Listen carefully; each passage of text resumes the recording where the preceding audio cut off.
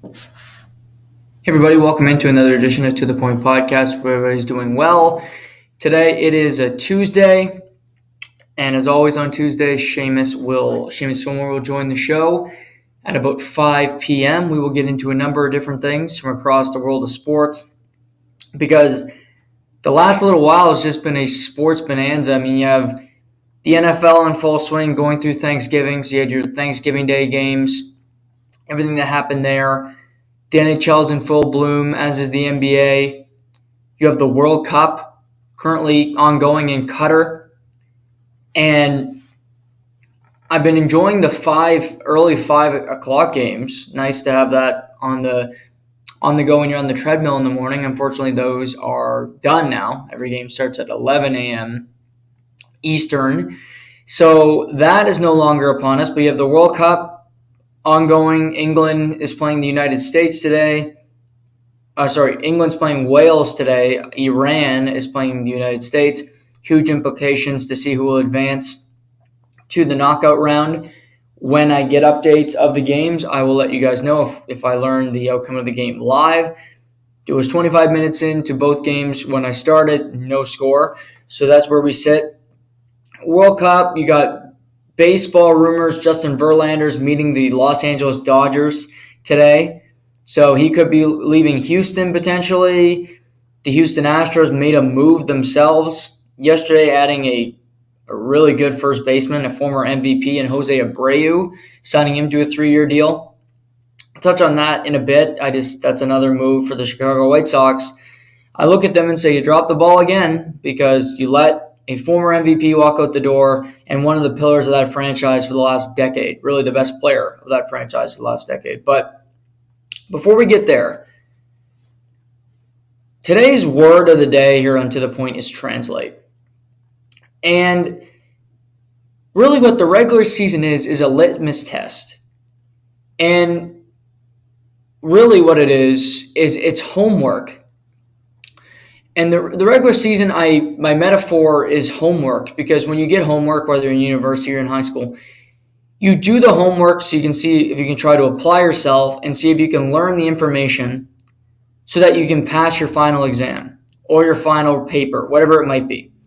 But you're trying to apply yourself so that you're in a better position down the road. And for a number of teams, this is what this regular season is about. A number of teams, they know they're going to make the playoffs. We got great players. We'll rack up points. We'll win awards, whatever. But does your regular season success and the way you play translate into playoff success? And, when you think of a team that has struggled to do this, the Toronto Maple Leafs come to mind. The Toronto Maple Leafs have been one of the best regular season teams over the last 2 to 3 seasons. They've had one of the best players in the world in Austin Matthews the last number of years. And Mitch Marner hasn't been far behind either. And they've had great months. They've won awards. They've had more pieces written about them than any other team in the National Hockey League. Fair or unfair. But when you get to the first round of the playoffs, and when you get to the big moments, that their style of play, those players have not been able to translate have not been able to translate what they've learned. They've been a really bad student. They got into the final exam, they got into that test, and they shit their pants. They didn't know what to do. They didn't study. They didn't know what they were doing. It was like me the first time I wrote my driving test. I didn't study the book. I didn't look at anything, and I failed it horribly because I didn't know how far you had to stop behind a car. I didn't know all the rules. I was just winging it, thinking this is no big deal. Now, I failed it 2 more times because I didn't look at the book after I lost the first time, so I was a really bad student. You could say I was a first-round exit a number of times myself, but eventually I passed it, by hook or by crook. They might have pushed me through like they do some students now in schools. But so you see that with Toronto, and for fans, I think of the Maple Leafs, because I'm close with a number of them, all you hear is, well, this regular season doesn't matter. It only matters when you get to April. That's a tough way to look at life. That's a long approach, and if you can't celebrate the minor victories before you get to that big date, that's a long life. That's a long way to look at things, and I'm here to tell you, Leaf fans, I've been called a Leaf hater.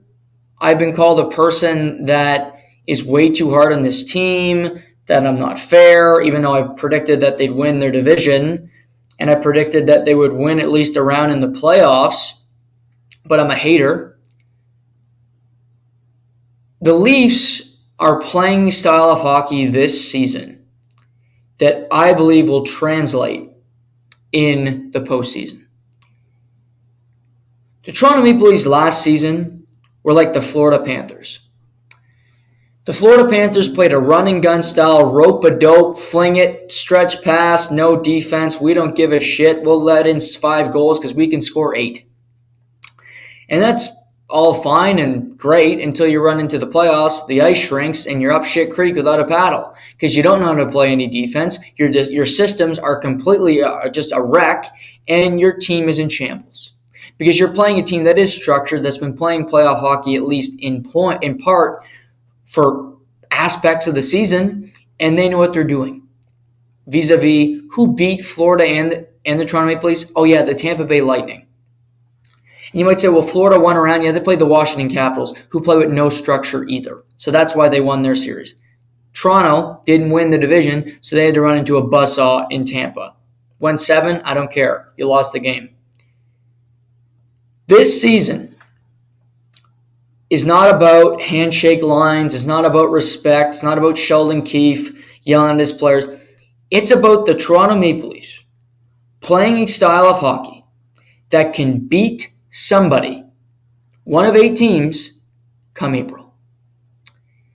And I would be really happy if I was a Leaf fan right now, because what I'm seeing is that October and the first start and the first period, if you will, of this season was trying to learn how to play a system, trying to learn how to play good defensive hockey. Case in point, the Toronto Maple Leafs defense core is beaten and battered. They're playing Victor Mete and Matt Hollowell and Connor Timmins is going to draw in. But in that, the past couple of games, how many high-quality scoring chances are the Maple Leafs giving up? Not that many. Against the Pittsburgh Penguins, Sidney Crosby looked awful. He played horrible in that game. I thought he broke his skate on the bench. He was whining. He was complaining. You might be like, well, that's just an average night for Sidney Crosby. But he's having a great season. He can't wait. He's happy he doesn't have to play the Maple Leafs again because he had no time, no space, and they didn't have the puck. If you're not going to be a big physical team, which Toronto will never be under Kyle Dubas, you need to have an identity and you need to commit to back-checking, to being in good positions and playing solid defensive hockey. That is what this team is doing. That is what they're trying to do here. It started with the addition of David Kampf, because he's going to help your team no matter what. He might play the 4th line role. I don't care. He's a really good player. Zach Aston-Reese played with Sidney Crosby for a period of time. He knows what it's like to be on a good defensive line that plays 200 feet. Period. That's Aston-Reese. He knew how to do it. You bring him in. Now, Dennis Mulligan, a guy I didn't have a whole lot of faith in. None at all, quite frankly. Because he's 5'6", 140 pounds. I'm being facetious, but not really. He's fit into a role. He started to play pretty decent hockey. He can make his mistake, but he knows his role.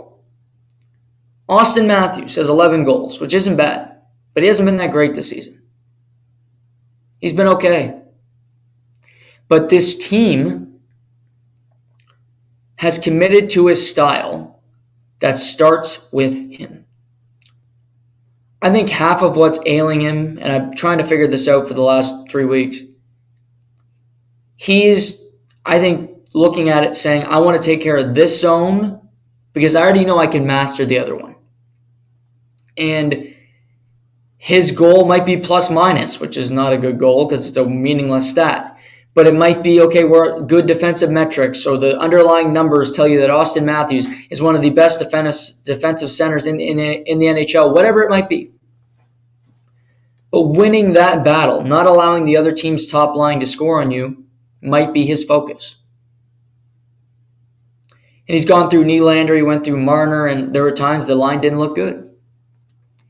I think he knows you're the best player. And you haven't beat anybody in the playoffs.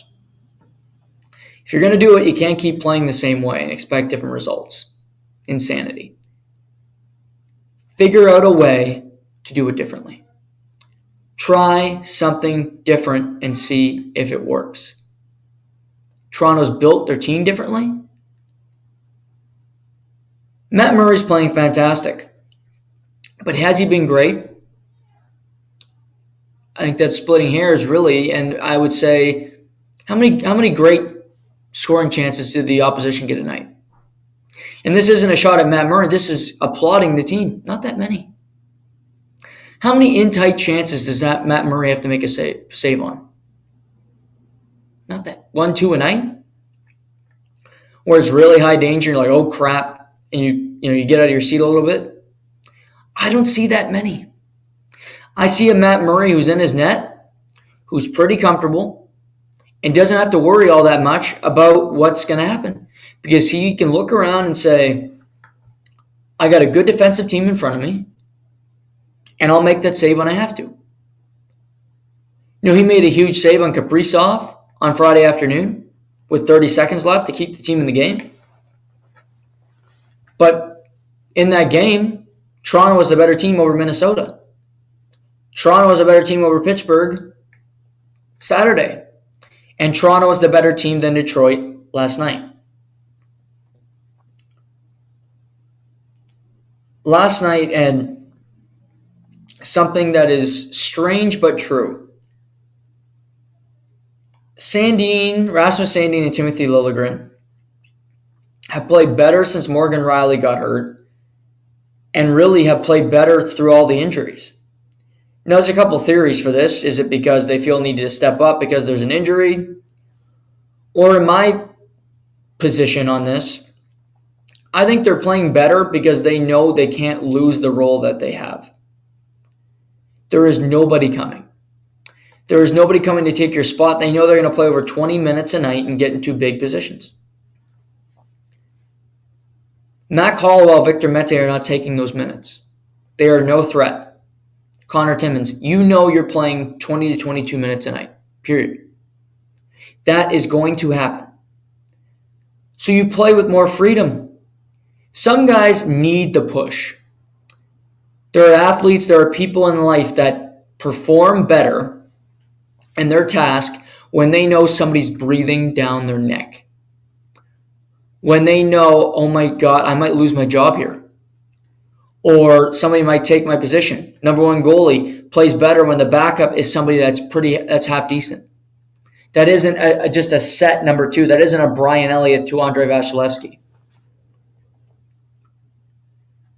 For me, Sandin and Liljegren have proven to me they play better when there's no threat. Sandin's played better since Rielly got hurt in a major way because he was struggling to start the season. Liljegren's been solid all year long, but both of them look more comfortable. And I don't know what that says about these two players, but all I know, since in the month of November, they've both been pretty good. They've both been pretty good. They're both getting bigger roles, and they seem to be comfortable with it. The same can be said for Justin Hall. Justin Hall was going to be cut from Toronto. He was going to be traded. He was much maligned. He was the new Jake Gardiner, the whipping boy. I'm sure Justin Hall was on Twitter and he got death threats from Leaf fans because a lot of them are just scumbags. No offense, Leaf fans. There are a lot of good Leaf fans. I know a lot of them. There are people on social media that told Jake Gardiner that they're going to go kill him or that he should go kill himself after a Game 7 performance. That's sickening behavior that I'll never stand for.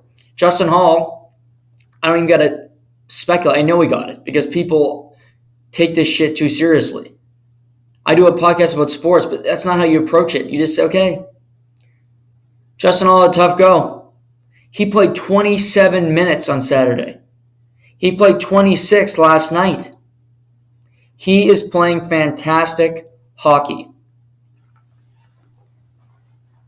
Can he be your number one defenseman to go to a Stanley Cup? No. But to me, I think he can fit in, and if he's got the right partner.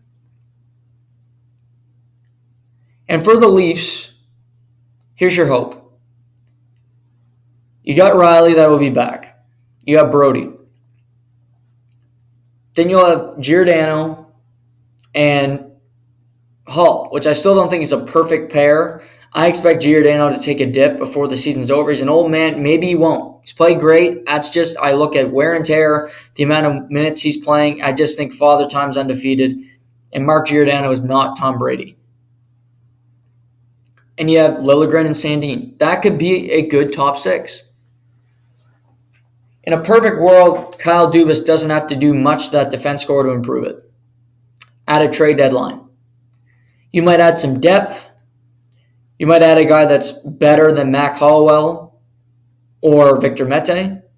You can keep Jordy Ben, but you add another defenseman. So you have 8 guys that you feel comfortable with playing in a playoff series. That's what good teams do. They have options to put guys in if they need them to. If they need to. Then that frees the Leafs up to add another forward, which I think they want to do more than they want to add a defenseman. Another scoring threat to this team, whoever that might be.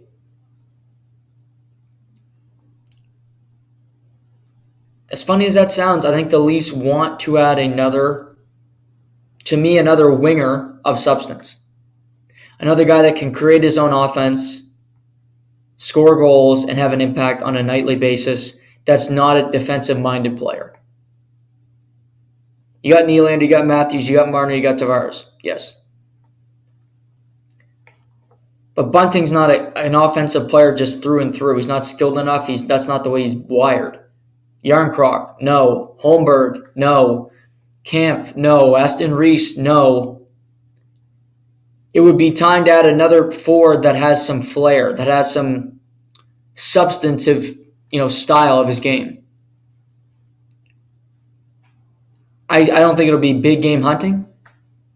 Maybe it's Matthew Nyes. I saw him play in Edmonton.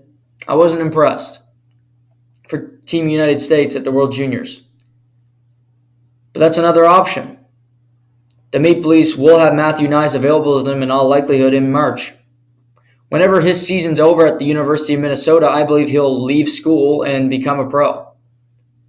He might not be ready, but most times these kids that come out of school get thrown into the NHL lineup no matter what. Cole Caulfield did, Cale Makar did, Jimmy Vesey did, Adam Fox did. You get into the lineup if you're good enough when you leave school. He will get a look. Is that the deadline addition you need and you just add more depth? You always want to make moves. You always want to do things. Their bottom 6 might be too defensive. I don't say that's wrong. In particular, when Alex Kerfoot doesn't bring much to the table offensively. I don't think Hall and Giordano could be a number 2 pair that wins you a Stanley Cup. But I'm not Kyle Dubas. He might believe that they're able to do it. He built this team. He has this vision. But for the first time, you're seeing a team play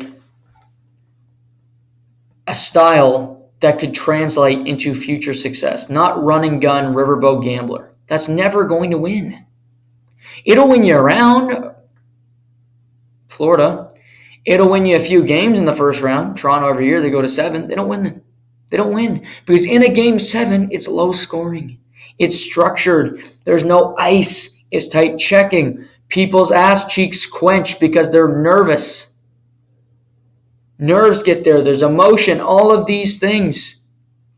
And there's not that open ice for Mitch Marner to go through 5 guys to make a pass to Matthews one-timer in the back of the net. It doesn't happen that way.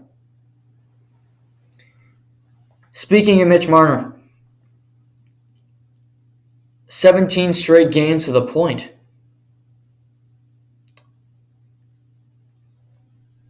He's playing like a superstar.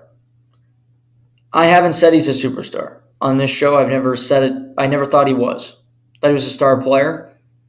Superstar to me is something you don't just throw around. He's getting real close. He's getting real close for me because this isn't a knock. There are a lot of really good star players. Like, for instance, Chris Letang in his prime was a star player, wasn't a superstar. He was not on Malkin. He was not on Crosby's level. Those two were superstars at their best. Chris Letang was not. Very good, star player, was not a superstar. Daniel Alfredsson just went into the Hall of Fame. I never thought Daniel Alfredsson was a superstar. Really good. Really good.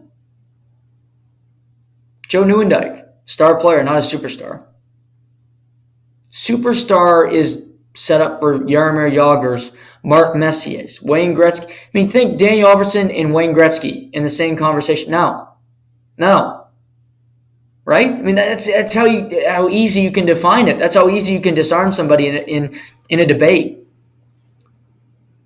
And that's a side note. If you're debating anybody, because I love debating, I'll have a conversation with anybody. I've said before, I will argue anything with you.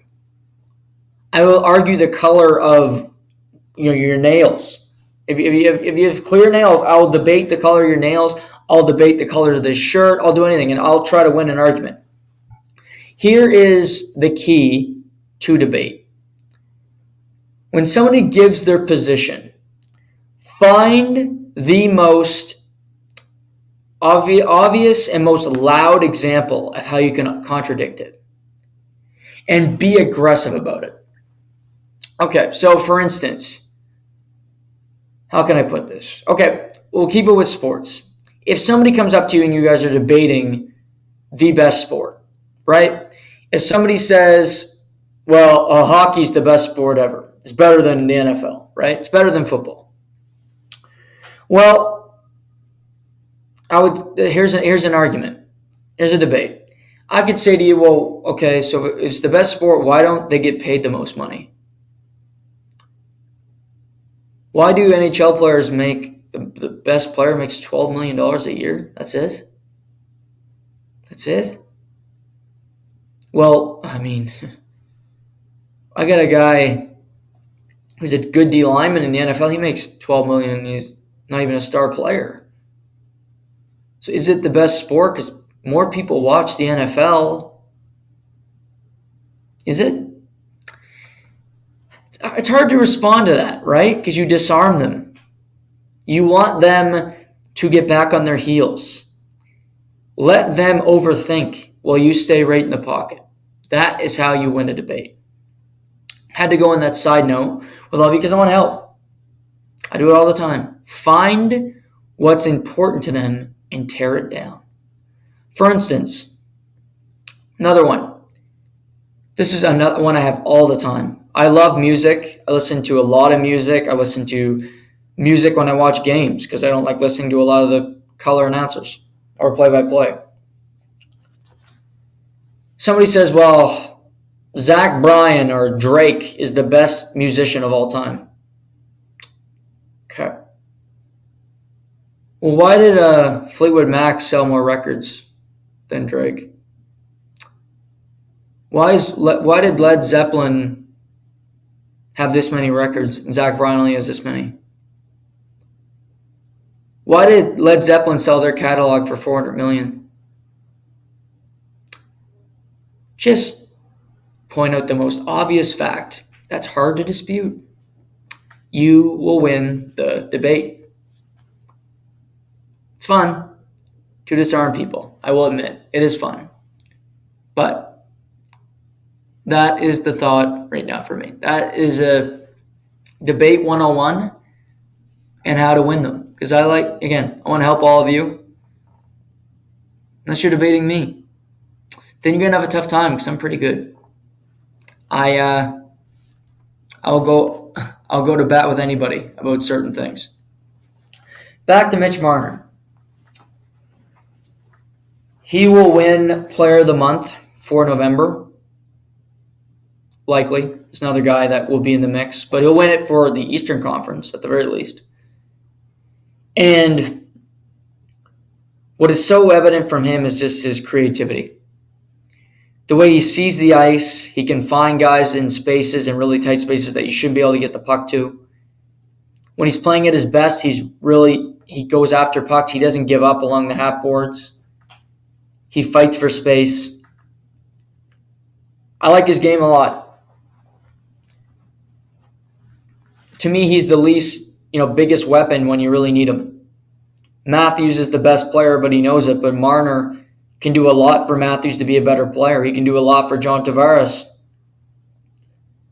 Tavares scored 40. The one time he scored 40, Marner was his winger. The one time Austin Matthews has scored 50 in his career, Marner was on his wing. That's not lost on me that two of the best seasons these two guys have had, they had Mitch Marner, number 16, on the wing alongside them. He also plays the penalty kill. He's just a really resourceful player. And he starts games off fast too, which is a good trait, that he's always ready to play a puck drop.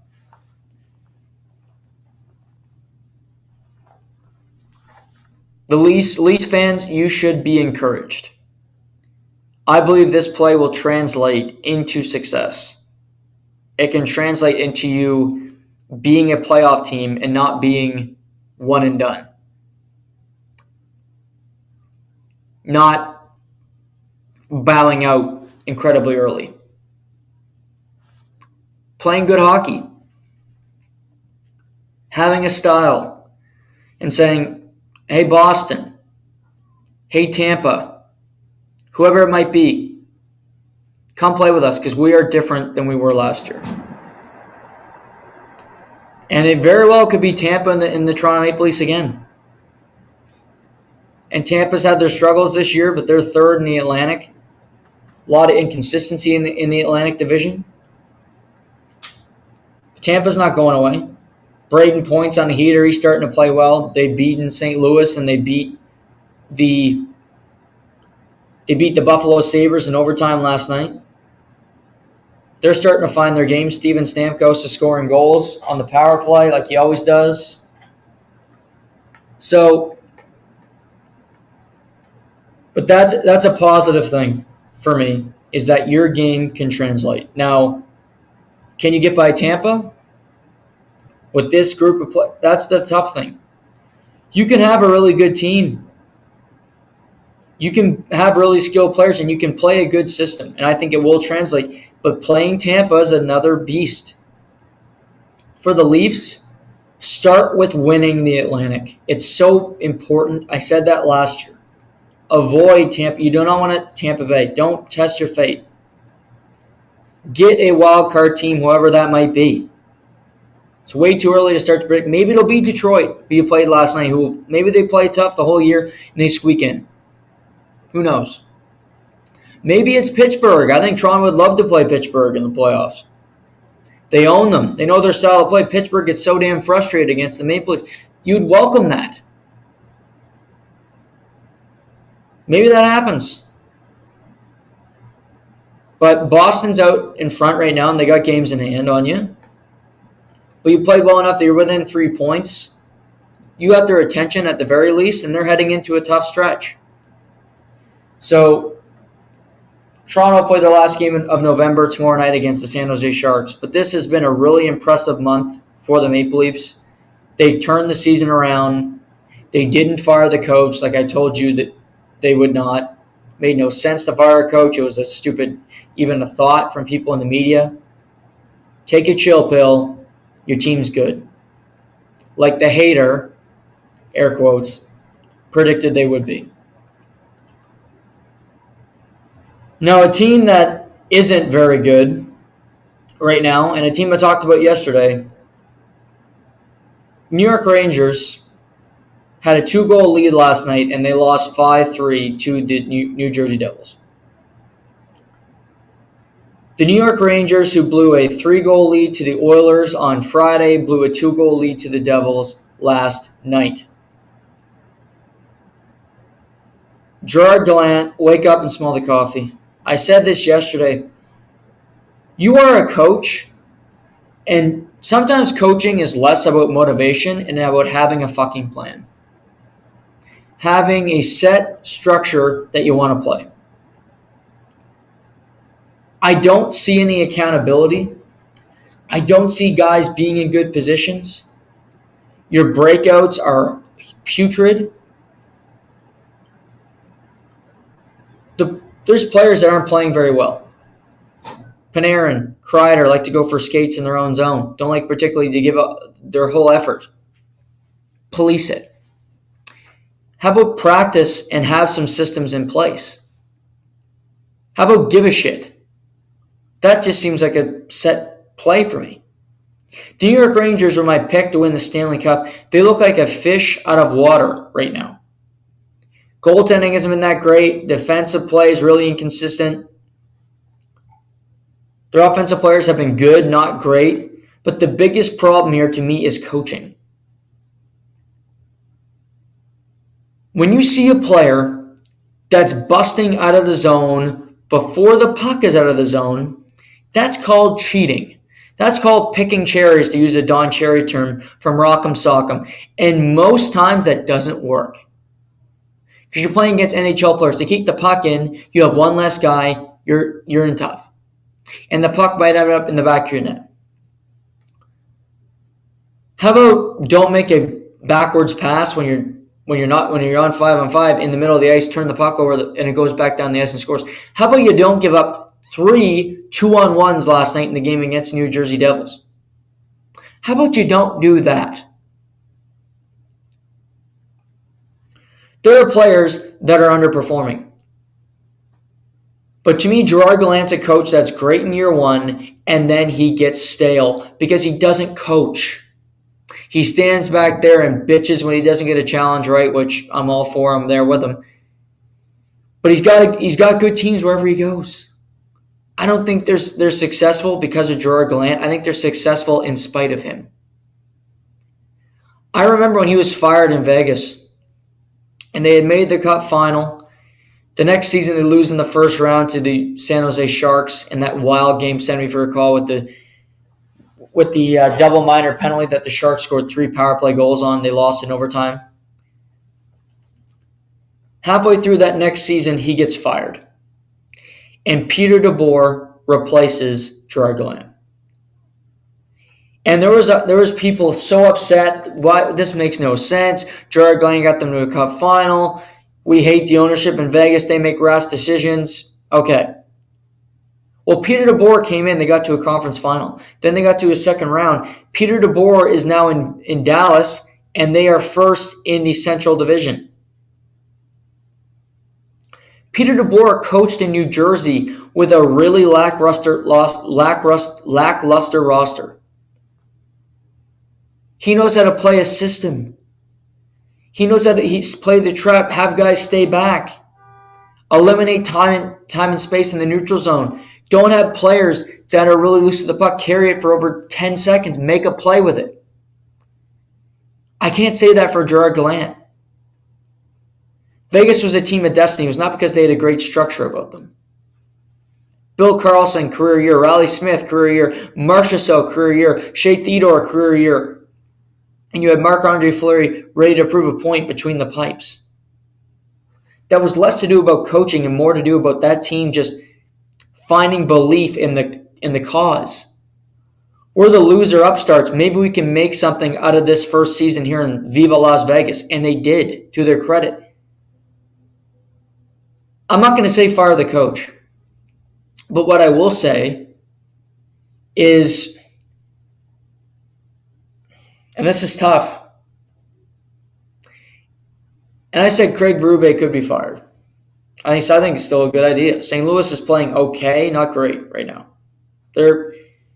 Every game they're seen to get behind. They get behind by 2 to 3 goals, and they have their own problems in St. Louis. turnovers being number one, inconsistent goaltending being another, effort being another problem there. But there's a couple different things New York could do. You let Gerard Gallant try to figure this out, but as I just mentioned, he's never been a coach, an X's and O's coach. He's never been a guy to figure things out. And this is an obvious call of saying, well, Barry Trotz is out there. New York Rangers are an Original Six team. They have as much prestige or as much clout as a Toronto Maple Leafs, so that's where Barry Trotz wanted to coach. Coaching the Rangers is something special. Ask any coach. Haven't won a Stanley Cup since 1994. Would be great to be the coach to do it. Barry Trotz is an option. You go coach against the Islanders team that let you go. Get some revenge on them. Try to stop them from winning a cup after the Islanders have had a really impressive start to the season. There's that. How about this name? How about Joel Quenneville? Joel Quenneville was let go by the Panthers last year. He did an interview last week saying he'd like to return as a head coach in the NHL. Now, he would have to be cleared by the league, aka Gary Bettman. And maybe that wouldn't even happen because we saw what happened when the Bruins tried to sign Mitchell Miller. It was just a potpourri of just people pissed off with the decision and not happy. Maybe that happens with Joel Quenneville. I don't think he was as at fault as Stan Bowman or others in that situation in Chicago. He is not without blame. But he lost his job, and he's waiting. And something we know in pro sports, sometimes if you got a really good person for the job, you don't care what that person did. Daniel Snyder was able to buy an NFL team. People knew he was a shitty person, but he bought the team because he had the highest bid. Joel Quenneville has won 3 Stanley Cups with an Original Six franchise. He took over Chicago, and they were a flat-out joke. Joel Quenneville's coached Artemi Panarin. Joel Quenneville's coached on Team Canada's staff, winning Olympic gold medals. He knows how to play with a system. His teams do. Chicago, they did. They had Captain Sears, they had Sharp. They blocked shots. They gave a shit. I don't know if Gary Bettman will do it because Twitter and the crowd who like to cancel people will be up in arms over this decision. But if you're in business, you have to look into it. You have to. This is different than giving the World Cup to Qatar. And they announced that over 500 people were killed in building stadiums in Qatar prior to the World Cup. 400 to 500. I don't know how that's the number. That many people. It's a wild country over there. The Kyle Beach situation was horrible. No doubt about it. However, he stopped coaching. I'm sure he's been through things. He's talked to people. When do you get allowed back in? Do you get allowed back in? Those are questions we're still trying to figure out in 2022, almost 2023. Because the world has changed, the world has shifted, and we don't know that answer definitively. We knew what the past answer was, but it can be very different from the answer right now. We will not hear a report about Joel Quenneville even be considered for a job. This might not be the Rangers, it could be any team in the NHL, without having the idea or the knowledge that he will be cleared by the National Hockey League. Because you are not going to take that firestorm if you know you can't get the coach on your bench. My thought, if New York hires him, he'll be okay. Because they hate Gerard Gallant right now. The Devils won again last night. The Devils lost to that game to the Leafs. That crazy game where they threw beer on the ice and everything's happening. And I said, this could be a really bad sign for the Devils because you lost a game you probably should have won with all those disallowed goals. And a team that's not ready yet would falter. 3 games since that meltdown. The Devils have won all three. The Devils play with great structure. And again, they have 4 lines that attack you and that you can't do much about. 4 lines just constantly coming at you. Sharon Gavich had 2 goals last night. Nathan Bastian, they got a good back end. Vitek Vanacek's been phenomenal with Mackenzie Blackwood out. It's just very hard to game plan for them because you know every shift you're getting somebody coming at you in your face.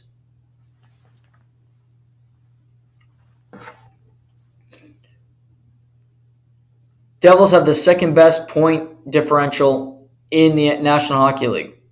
So second best point percentage, just behind the Boston Bruins, followed by Vegas. Then in fourth, we got the Seattle Kraken and the Toronto Maple Leafs. The Devils have been that good so far this season.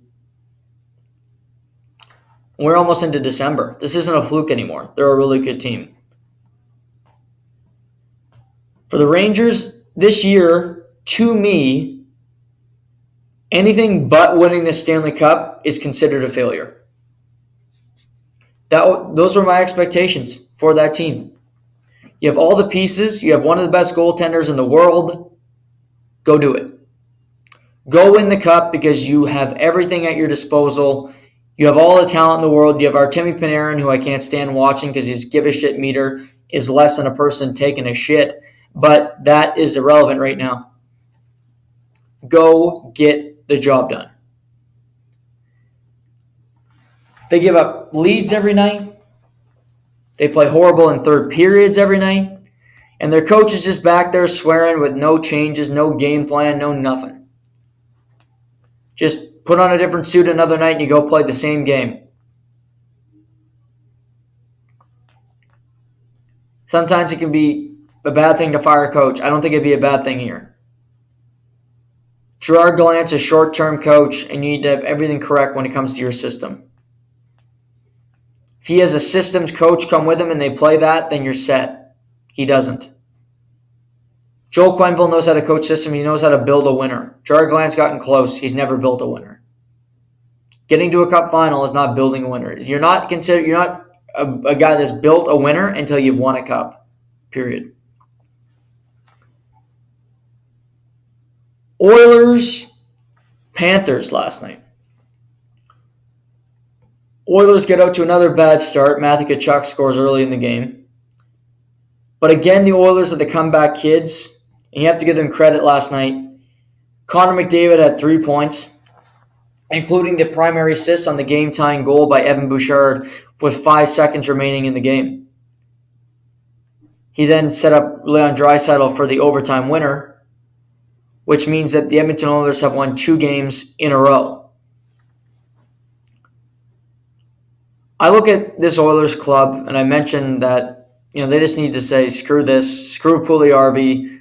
We need to get Hyman with these guys, play the hell out of McDavid, and hope for the best for right now. Last night's just an indication. You got McDavid, who's just an absolute superstar, and that was a game where he willed his team to a win. You squeak one out in New York. Then you have to, against the Rangers, sorry. Then you have to get on a bird, fly back to Edmonton and play in a game on Monday night. You're down 1-0 after 1. You're down 3-2, 5 seconds, but you find a way to score that goal. Evan Bouchard's got 3 goals in 2 games after not scoring one in 20. He's caught fire. But McDavid was all around the ice. He was insanely creative. And in the big moments, he comes up with points. He had 3 last night when he needed them. Be that special player. Be the best player in the world in these big moments. I give credit to Jack Campbell as well. I thought he played really well last night. He battled in the net. Yes, he did give up 3 goals, but he battled in the big moments to make the key saves. He's starting to round into form a little bit, but it can be hard to tell because the Western Canadian teams, other than Winnipeg, are all really inconsistent, are all really average, and have all played really bad spurts of hockey this season. For Edmonton, they need to continue to build, and they need to start a game on time. Falling down in games all the time is a tough way to be. It's a tough way to win. It's a tough way to keep a positive mindset. McDavid is constantly feel pushed that he's got to play from behind. He's got to be aggressive. He's got to do more things. When he might just want a game where he can score a goal first, then you can play your game and you'll find success that way because he's that good of a player. I credit the play of the Oilers last night. That was a gutty win following an Eastern road trip. To find a way to get to 2 points, I applaud that. They still have work to do. Their bottom six is still really leaking.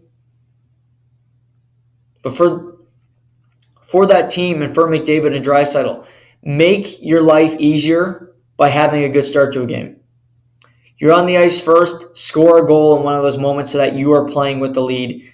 Playing with the lead helps your bottom players as well because they don't feel the need to press. They might try something and maybe it works.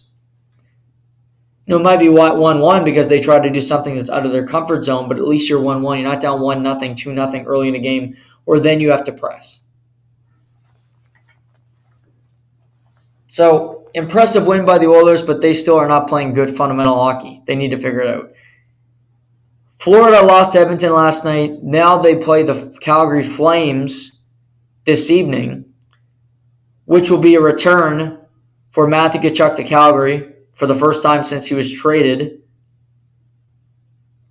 last June or July. Now, Tkachuk has played Calgary. They played in Florida earlier in the season, but this is his first time back in Calgary. He sat down with Sportsnet's Ryan Leslie and said he hopes he's not booed. He said he hopes the fans know that he gave his all every shift and that he was a Calgary Flame through and through. He just looked at the opportunity and wanted something new in his career.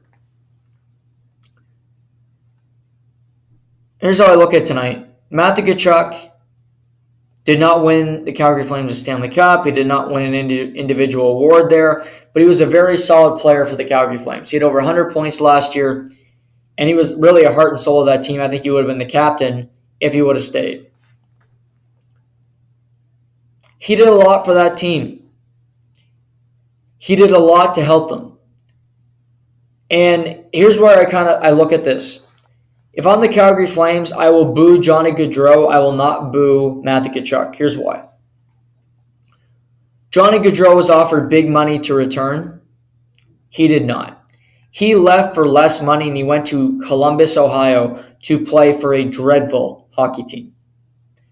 Nothing but golf courses that Jack Nicklaus has designed. Not much to write home about. Doug McLean loves it, I know from having on the show.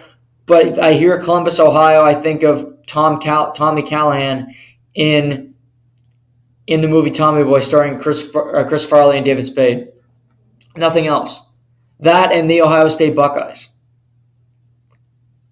But he left for Columbus and less money. You can boo him. Also, he left the year he was an unrestricted free agent. He did not inform the team he was not going to resign. He told them at the 11th hour so that they couldn't trade his rights for anything. They got nothing for Johnny Gaudreau, and he left the organization. Matthew Tkachuk had 1 year left in his deal, and he told Flames management, I am not going to resign here. I would like to play elsewhere. I will play this year if you don't want to trade me, but I don't want to be here for 5 to 10 years. Well, with that information, the Flames parlayed that into Jonathan Huberdeau, into Mackenzie Weegar. You added 2 really good players to your roster because Tkachuk gave you that flexibility and allowed you to facilitate a trade. He could have hit the open market and you lose him for nothing. He handled it differently than Johnny Gaudreau did. So I don't think Matthew Tkachuk should be booed tonight. I think he will be. I think he will be because he did leave the organization. But it's funny, we're over 20 games into this season. Florida's on a Western Canadian road trip. And the Flames and Panthers aren't that different. You look at the two teams and they are around the same. I said before the year I thought they're the 2 most interesting teams for me. because of the shifts to their roster, because of fundamental differences. And I just thought they make a huge trade. Both teams are trying to win a Stanley Cup this season. Who is going to have more success? Well, individually, Matthew Tkachuk's been the best player of the three. He's been the most consistent, I think, forward overall for the Florida Panthers. Huberdeau's been really inconsistent for Florida. Weegar's had his up and down moments. Calgary's only a point up on the Vancouver Canucks, if you can believe that. Florida's behind Toronto. They're behind Tampa. They're behind the Boston Bruins. They're tied with the Detroit Red Wings. Both of these teams have played really well and really inconsistent. Daryl Sutter's back there in Calgary, but they're still trying to figure out a system that works for Huberdeau, that works for Weegar, works for players to have success. Paul Maurice is the coach in Florida. They're trying to work into his system. Hasn't exactly worked. Their scoring touch has gone down. They're trying to morph into a team that averaged over 4 goals a game to a team that can play tight checking and win a game 2-1. We haven't exactly seen either team fully make that transition yet. Fully morph into a new team that is able to do it. And you compare that to a Toronto or a New Jersey. The cores in Toronto, the cores in New Jersey have been together for a long while. They've been through suffering. They've been through losses. They've gone through it. But they know each other. They know each other. Florida, there's a lot of new changes to that team. Tkachuk's a different presence than Jonathan Huberdeau. He brings something different to the table.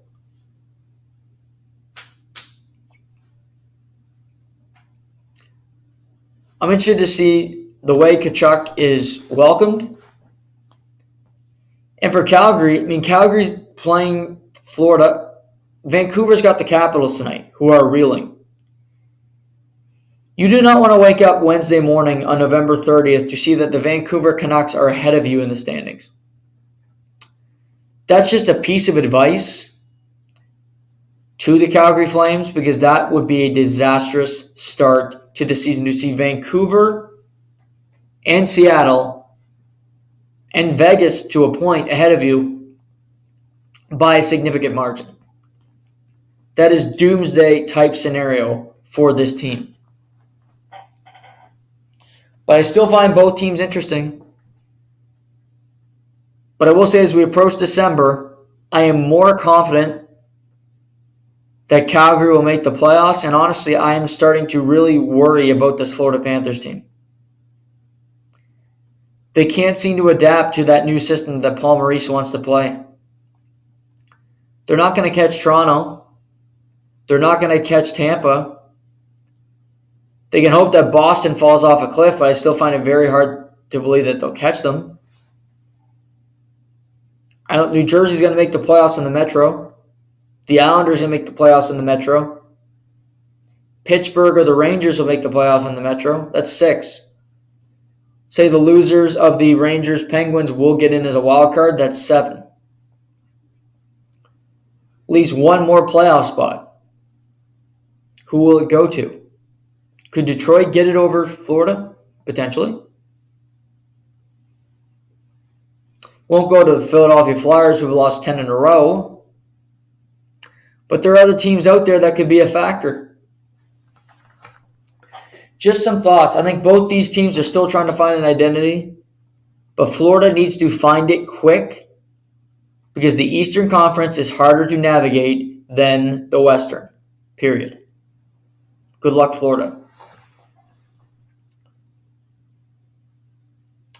Tonight, we also got Avalanche Winnipeg Jets, which should be a fun game. Both teams are right in the mix for top spot in the Central, chasing the Dallas Stars, who have many games in hand on both of these teams. Winnipeg's one of the surprise teams in the National Hockey League. Mark Scheifele's played great. Blake Wheeler's played great. Pionk and Morrissey have been a fantastic pair. Hellebuck obviously has been rock solid. Kyle Connor. I look at Winnipeg. They are playing really well.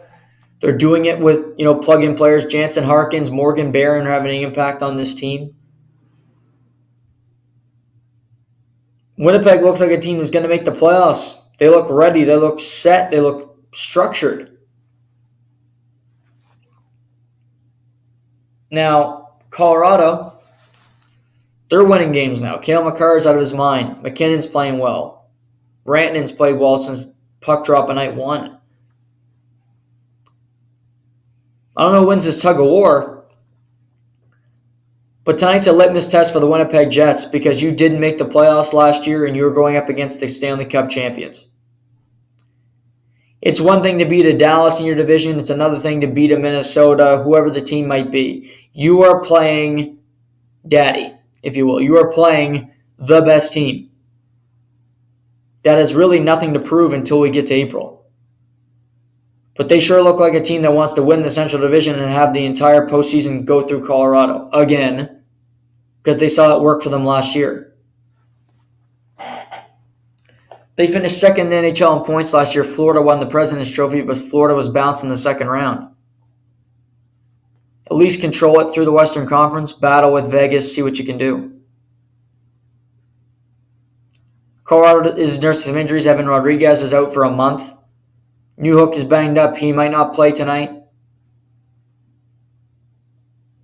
We look at a lot of these teams. Colorado had a slow start. Toronto had a slow start. Tampa had a slow start-ish. They're starting to come around the corner. Trying to think of other really pretty solid teams. Buffalo got off to a hot start. Montreal got off to a hot start. And you're starting to see these teams fall back into it. New Jersey's been one of the few teams that have kept up their winning ways, that have kept up their play the whole season. Edmonton started hot, then they faded. Now they're trying to find their game.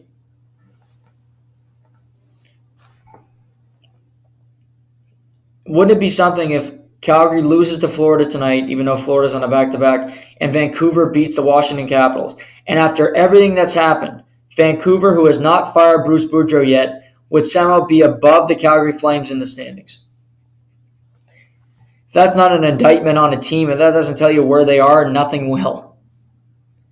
Because then you know, okay, we're in really big trouble here. The Vancouver Canucks, who, yes, have played well. Elias Pettersson looks like a number one center. Bo Horvat's got 17 goals, I get it. But our backup goalies play better than Thatcher Demko. If you've come to the conclusion, if you somehow look up and say we're behind the Vancouver Canucks at any point this season, you're in a dark place. Because that you just know it. Doesn't take common sense to really figure that one out. Just look at the situation and read and react. But full slate of games tonight, a lot of interesting games. Seeing here, we get a soccer update. The United States lead Iran 1-0 in a must-win matchup, while England is close to advancing, leading Wales 3-0. So England is going to be top spot in their group, beating Iran in the opening game, having a draw with the United States, and then likely beating Wales today. If the United States beat Iran, they will advance to the knockout stage. They will advance to the next round alongside England, which would be a massive accomplishment, in my opinion, for the United States, despite the fact that they had a pretty weak group. But for them to do this, to get a win at the World Cup, to have a draw against England, one of the best powers in the sport, that's a real positive sign for them, and that's something that Canada wanted. I watched Canada yesterday, and it was disappointing, to say the least. They got drubbed by Croatia 4-1, and it couldn't start off better. The second minute of the game, Alphonso Davies scores the first ever goal for Canada at a men's World Cup. They have all the momentum. They lost 1-0 against Belgium, now they're up 1-0 against Croatia. But following that, Croatia took it to Canada. And Croatia looked like the soccer superpower, while Canada looked like they're still getting their shoes on. Ends up a 4-1 final, and Canada has no shot going into their last game of making the knockout stage. The group is now incredibly tight because you have Belgium with 3 points following their win over Canada, but they lost to Morocco. Morocco had a draw with Croatia, and they beat Belgium, so they have 4 points. Croatia also have 4 points, and this group will finish on Thursday. Belgium plays Croatia. Morocco plays Canada. Now, Canada could very well play spoiler. If Morocco wins, they are through. That would mean the winner of Belgium and Croatia is through. Belgium would be another upset team to make the knockout round. Earlier today, Senegal beat Uruguay, and the other teams, the Netherlands, the Dutch, beat host Qatar. So the Netherlands are through, as are Senegal. And it looks like right now England is going to be through, and perhaps the United States will be through as well to the knockout round. So that's until Friday. That's what happens. Then the knockout stage begins on Saturday for the FIFA World Cup. Canada plays at, I believe, 11 a.m. Eastern on Thursday. Will be their final game for the 2022 World Cup until 2026, when they host alongside Mexico and the U.S. We had a football game last night, Monday Night Football in Indianapolis. Mike Tomlin and the Pittsburgh Steelers against Jeff Saturday and Indianapolis Colts.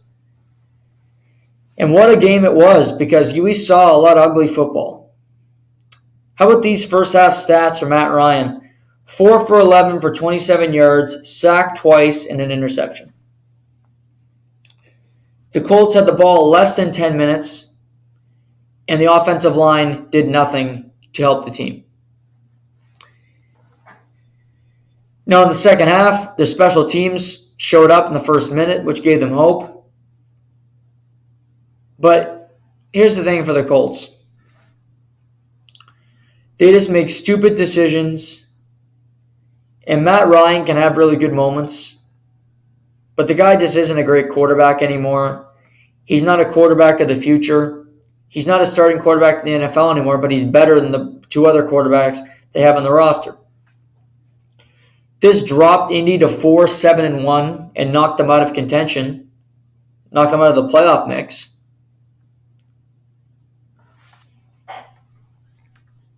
Jeff Saturday could have had some timeouts called late in that game. He decided not to.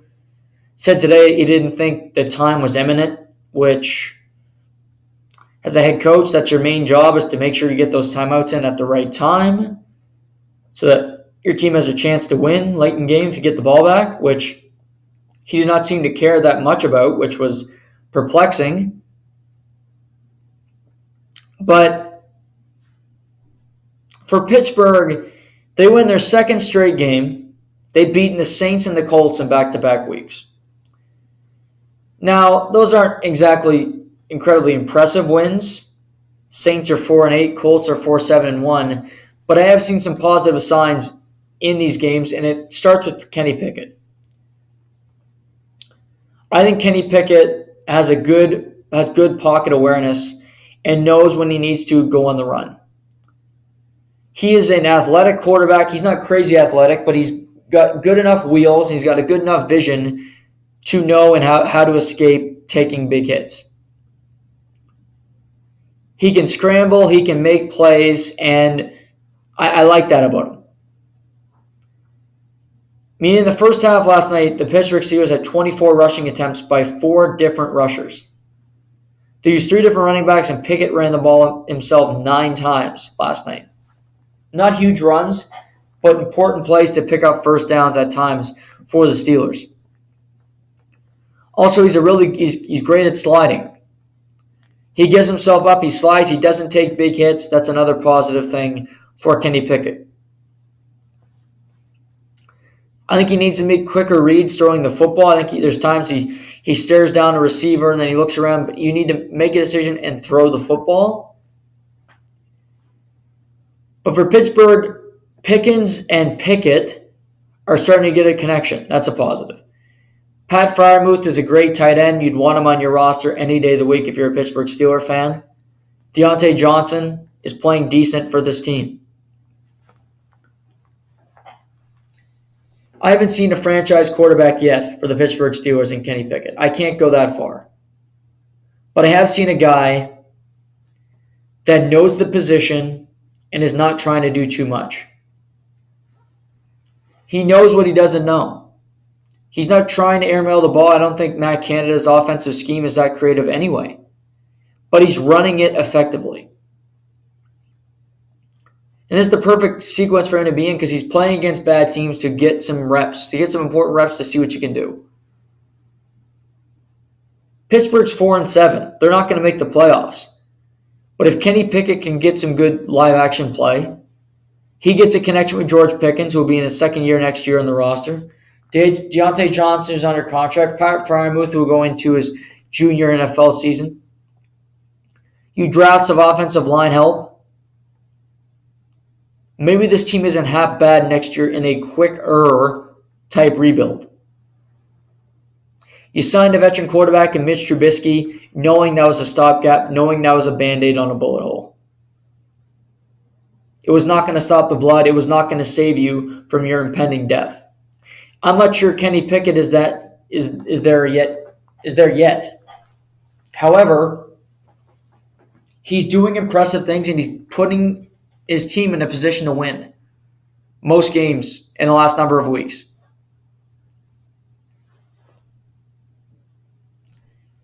For the Colts, 4-7-1. You got the Cowboys on Sunday Night Football.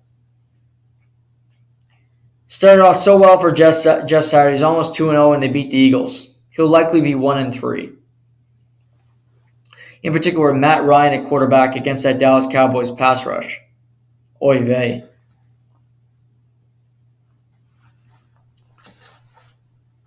For Jeff Saturday, I'm not sure. I don't know if this is going to work, if he's going to be their head coach next season. Who knows with the Colts with Jim Irsay? It's a complete mess. It's a complete tire fire. There's no rhyme or reason to think yes or no. It could happen. It might not happen. Does Jeff Saturday like coaching? That was something that he talked about in his opening presser. Does Jim Irsay want to get another veteran coach? For the Colts now, they're 4-7-1. You're not trying to win games. You want your quarterback of the future. Because I can't see the Indianapolis Colts going down the road again of looking around and saying, Derek Carr is our quarterback of the future, and they go to another veteran. After Phillip Rivers, after Carson Wentz, after Matt Ryan. It's time to change up your strategy and find somebody that could really do the job. To me, you draft a young quarterback and see what you can do. Now, you prefer that quarterback to beat Drake May or beat Caleb Williams in next year's draft. But if it's C.J. Stroud, if it's Hendon Hooker, if it's Will Levis, you draft one and see what they can do. Maybe you keep Nick Foles as a stopgap quarterback, and next year's another losing season for the team. You get rid of Matt Ryan, you eat some of that salary cap number, and you see what you can do. That rookie sits on the bench to start the season, and you see how it goes. If the season's going along and you need reps, you move on. Maybe the Colts, if they don't like anybody in the draft, they trade for Jordan Love for the Green Bay Packers.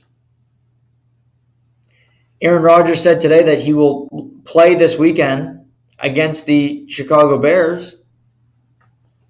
But, well, Jordan Love is in his third season. He's hardly played at all. Maybe he'll get some starts down the stretch. Maybe the Colts will look at him and say, "Okay, we could draft a rookie, we could take this guy. See what he can do." He's not a veteran. He's had very little experience, but maybe he can do it.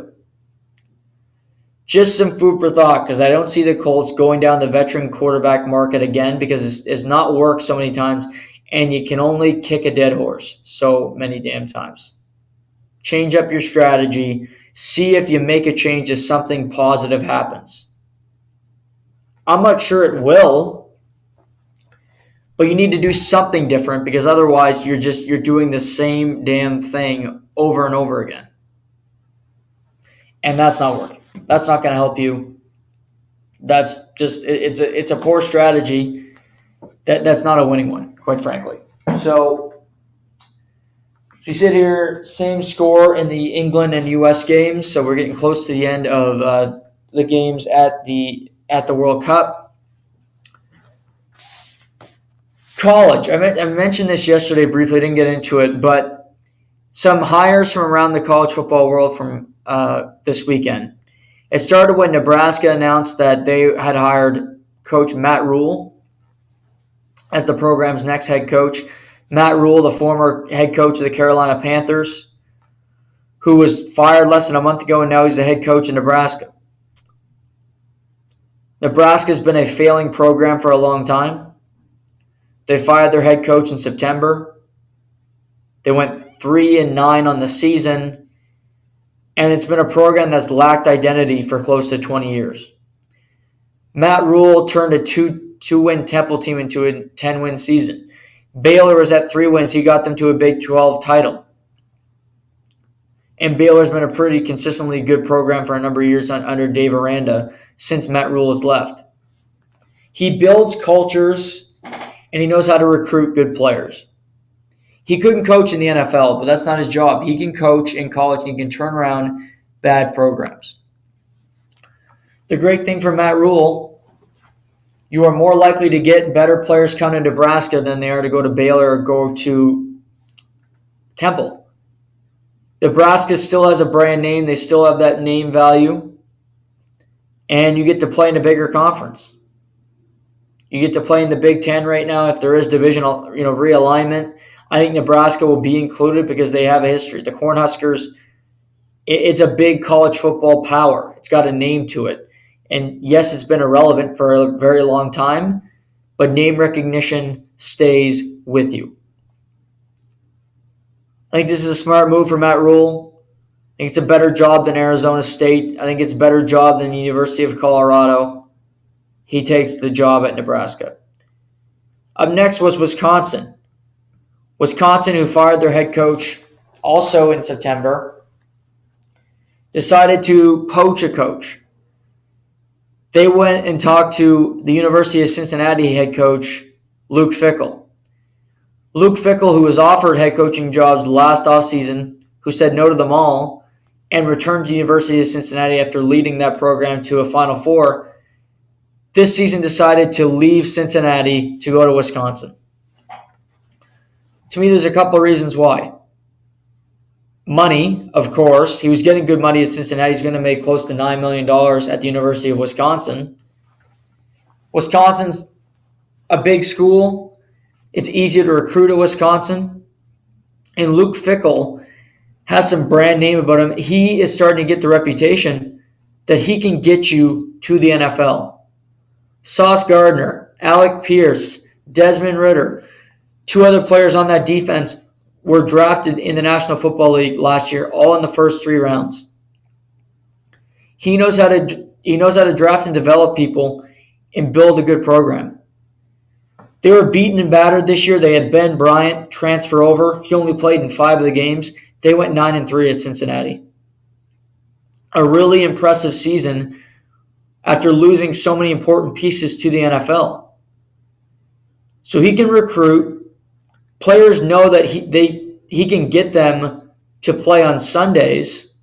It's a hell of a lot easier to sell them on coming to play in the Big Ten Conference than play in the AAC, the American Athletic Conference, and play at the University of Cincinnati. I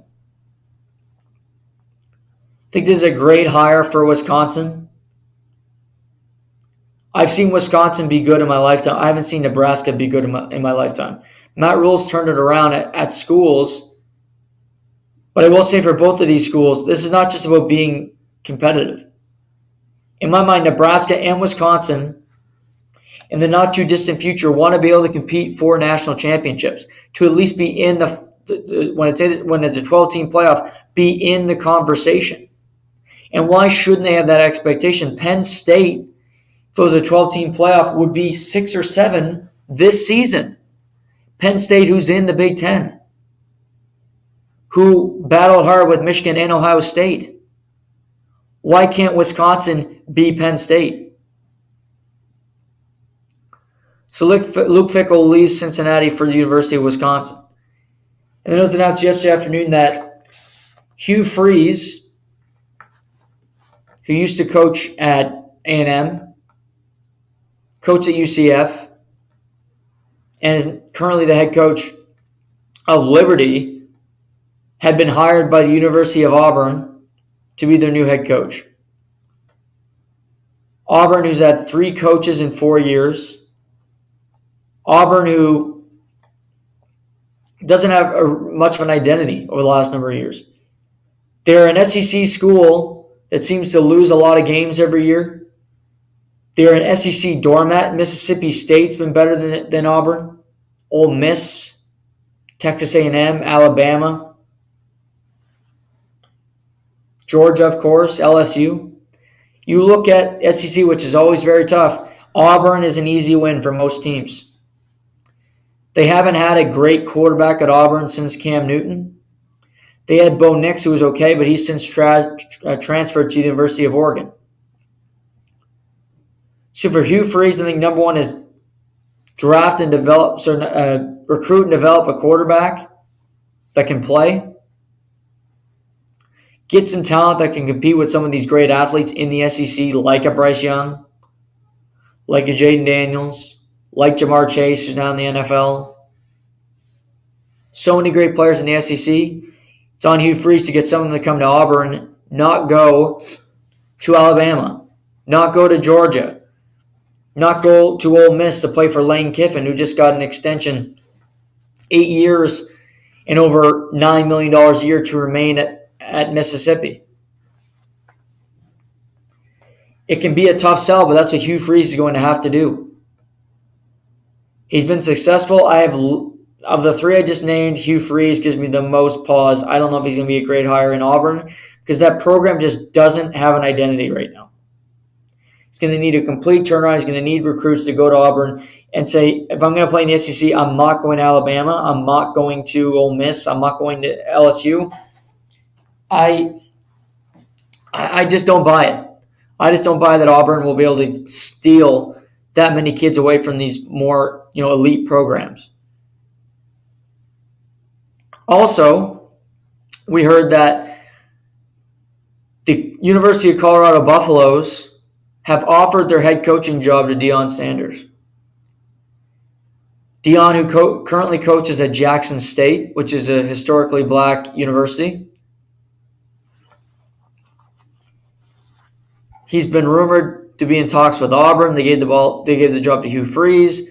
Arizona State potentially, who still needs to hire a head coach after they fired Herm Edwards. And now the Colorado Buffaloes, who went 1-11 this season, have offered their job to Deion Sanders.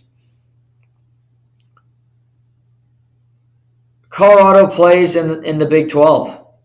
They play with USC. They play with UCLA, Oregon, and all these schools. But I look at the situation, and I think this wouldn't be the worst place for Deion Sanders. Because oftentimes your first job should be at a place where you're not expected to go undefeated.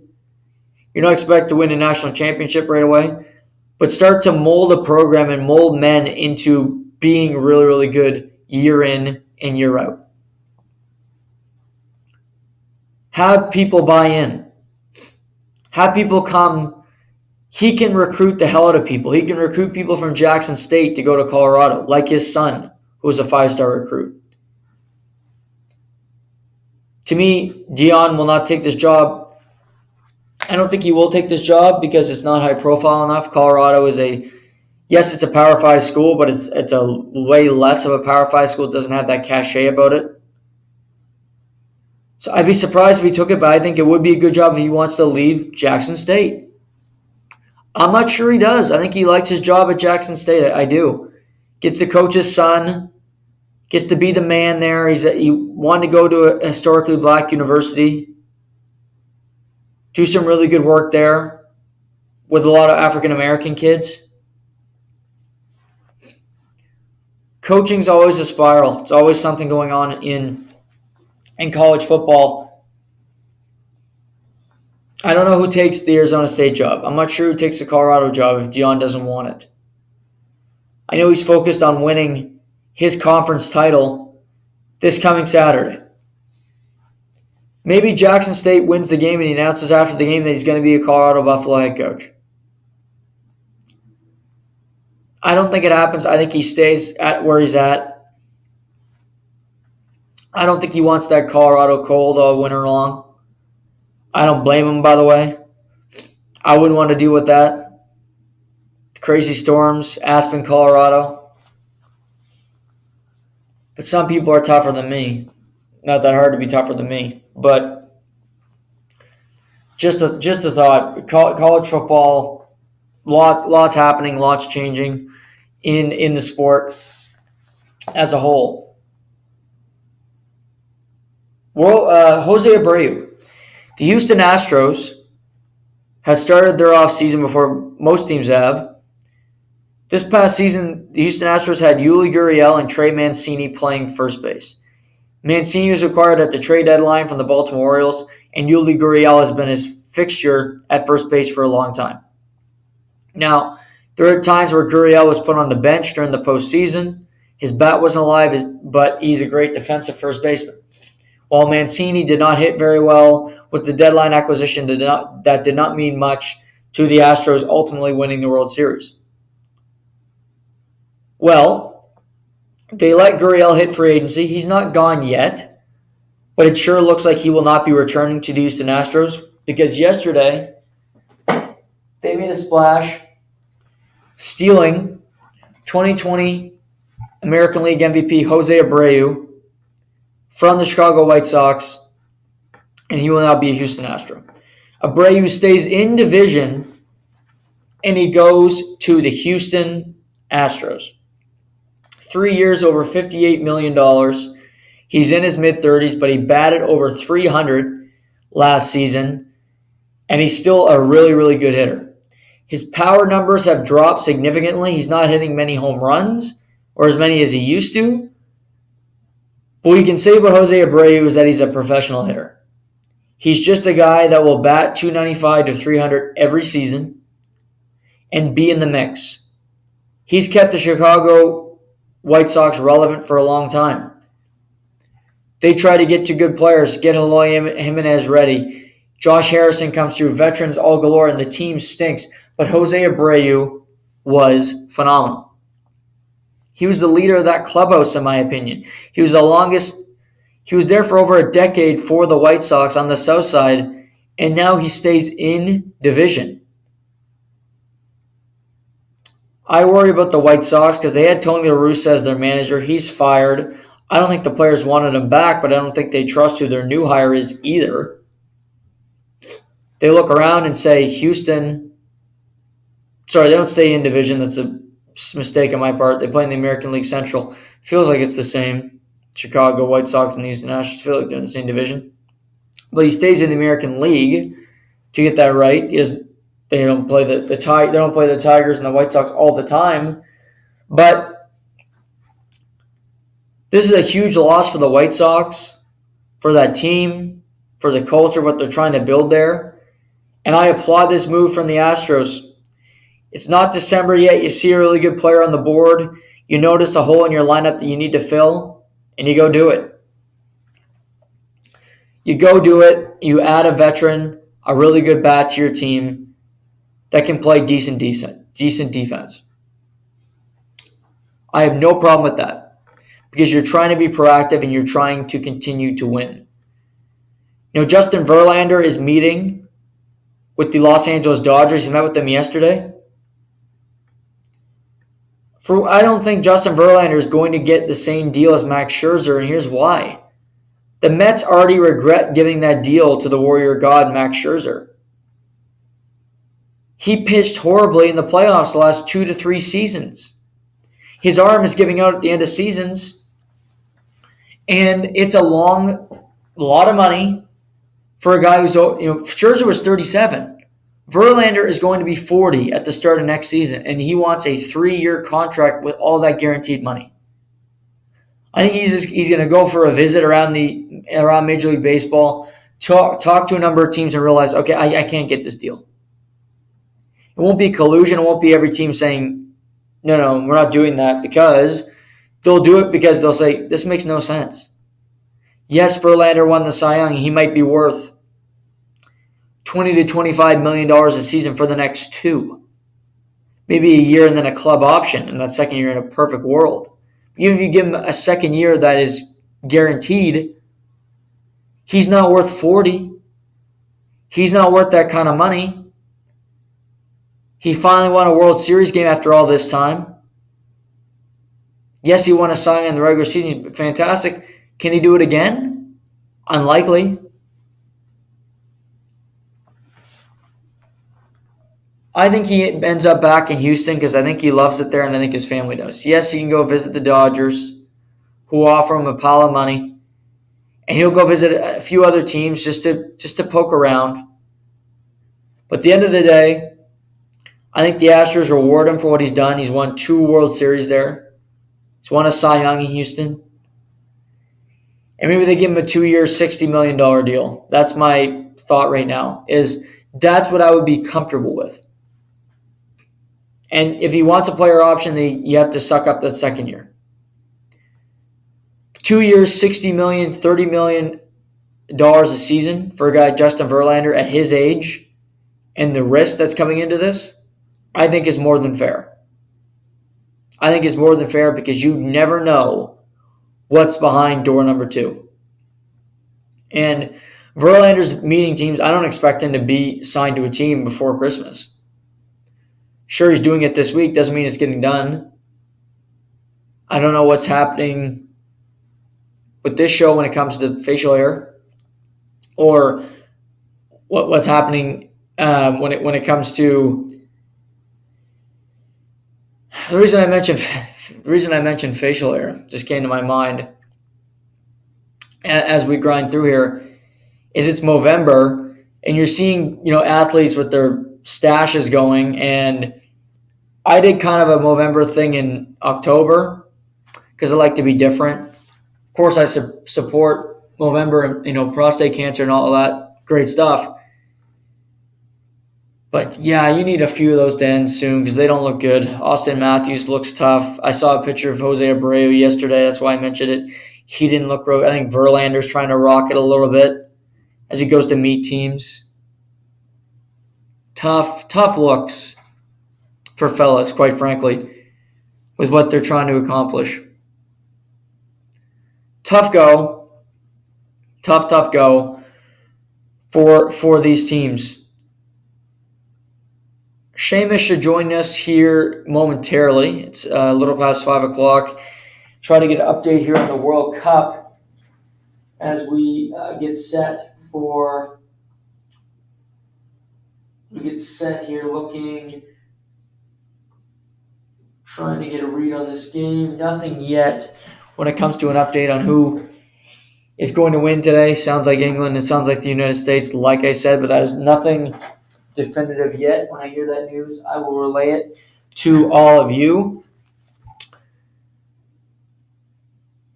Boy, the NHL's been weird.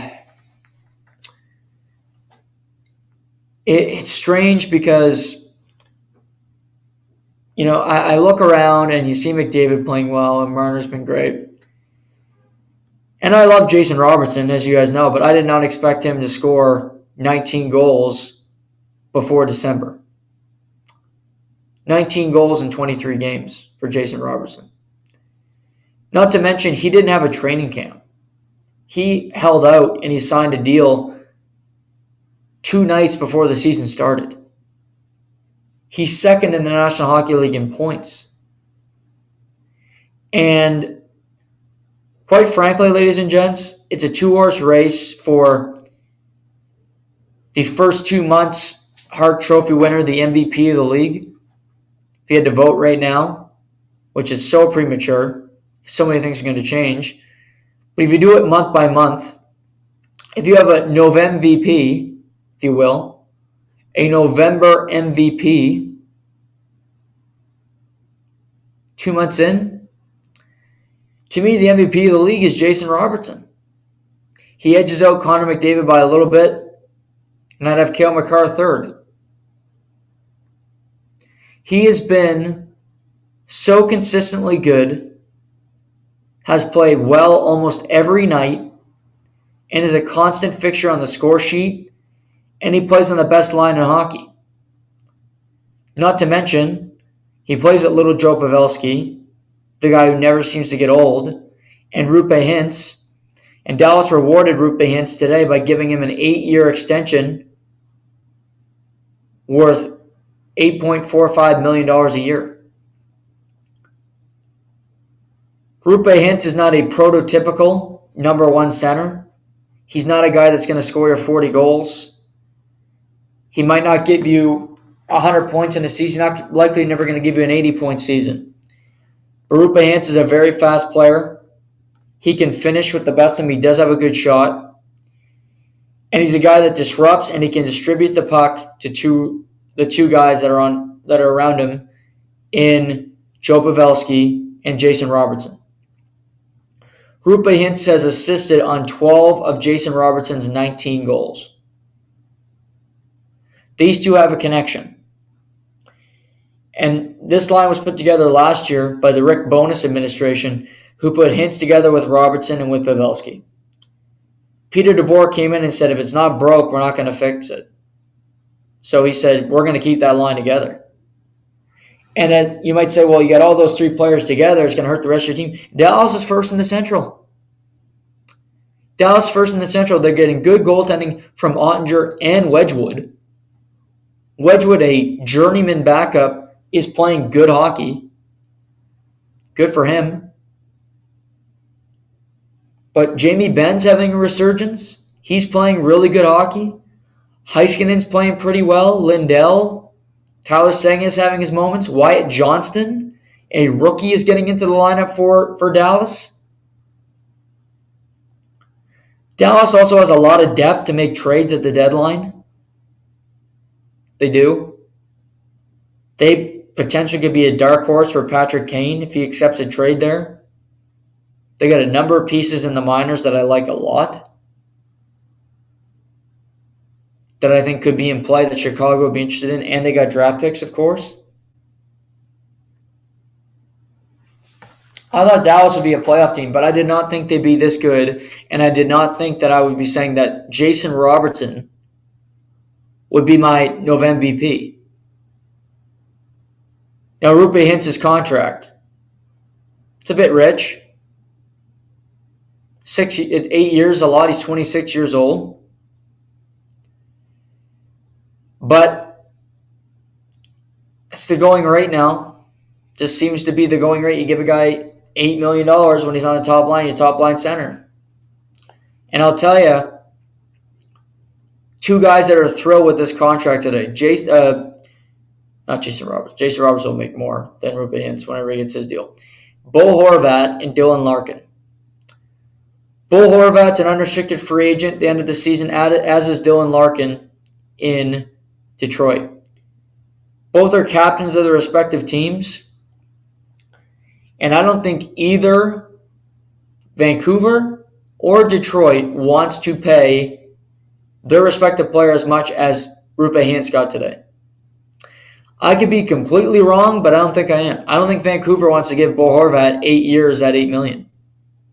8 years, 64. I don't think they want to do that. Why isn't Dylan Larkin signed, you might ask? Well, he's probably looking, saying, Rupe Hintz has got this. I'm better than Rupe Hintz.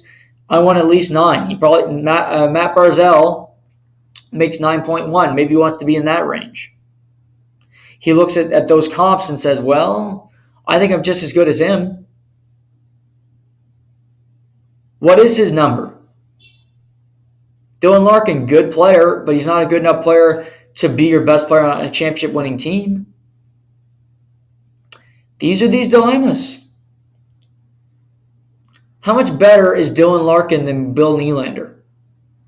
Very different players, played very different styles. But how much better is Dylan Larkin than Bill, for instance? I don't think Dylan Larkin's better than David Pastrnak. David Pastrnak's unrestricted free agent at the end of the season. I find this Hintz contract extremely interesting because I think it opens up a window for a lot of other different players that will be looking for a good chunk of change. It's Tuesday night. It's 5 o'clock. You know what time it is. I'll be joined by my Garth Algar, if you will, Shamus Fillmore rocking the Celtics jersey, which I don't blame him because they're winning every game right now. But before we get to the Paul Pierce led Celtics, I mean Jason Tatum led Celtics, Shamus, what are your thoughts, my friend, on the Rupe Hintz deal this afternoon? Apologies, I'm still getting my situated. Can you repeat the question? And by the way, hello. Good morrow. What are your thoughts on the Rupe Hintz deal this afternoon? 8.4 million over Yeah. 7 years, is it? Yeah. I like it. Yeah, no, I was just thinking about that. I was coming on because I knew it would be asked. I don't have any problems with it. You got a guy who could potentially be your first line center. And with the way the cap is supposedly going to go up, I think this could be a really, really good deal. I mean, he's proven he can be a good playmaking / fast guy. My only thoughts are maybe he's not always the strongest in his own end. The few times I've watched Dallas this year, he's not I shouldn't say that actually. He's pretty solid in his own end, but that'd be my only thing. He's not the typical Patrice Bergeron, Andre Kopitar type player, but he is offensively pretty sound. Yeah, no, I think he's on the best line in hockey, which is good too. When you get two guys that are really producing the way they are in Dallas, who does this contract benefit more, Bo Horvat or Dylan Larkin?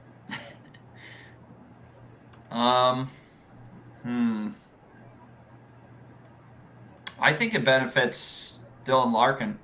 Yeah. Now I give it to Dylan Larkin because he's a guy who's older, obviously, but he's the captain of the team, and I mean, I guess Bo Horvat is also the captain. But I felt like things were always shaky with Bo Horvat since last year, just because it was like, okay, well, we're in a spot where, we're supposed to be improving. We're going to be a playoff team next year. If you had asked last year, I don't think Detroit said they were going to be a playoff team, and here they are in the thirds in the wild card position. And honestly, I feel like they're going to make better waves than Vancouver will moving forward. So I feel like his deal is looking probably around the similar. I don't think he's going to be a guy who's going to say I want 9 to 10 million. I think he's going to range 8.5 market, and I think he'll get it for what he's done for the team and what he represents. Even watching him last night, I mean, he's a tough nose forward who finished checks, and he's a bastard to play against. Take this point last year. He bought Zach Rowinski's parents' tickets to come watch them play, and then he fought Zach Rowinski in the same game. Like, that's the type of guy Dylan Larkin is. He's an animal. How offensive were those Detroit jerseys last night? How offensive to Yeah, they just offended me. Every bit of those offended me. Yeah, they were offensive. I was not a fan. I don't know, the whole black and red, like with the too much black. It's not a good look. I hope those don't make their way back. They were tough to watch last night, and we already talked about this at the beginning of the year when they released the retro or the reverse retros. There wasn't too many that really sparked my eye, but when it comes to like the opposite end of that and being awful, like Detroit was definitely up there for me. Yeah, they were not good. They were not good. You got to be happy about your Leafs. They're rolling. Your little buddy Mitch is playing well. There's really nothing to complain about in Leafland right now.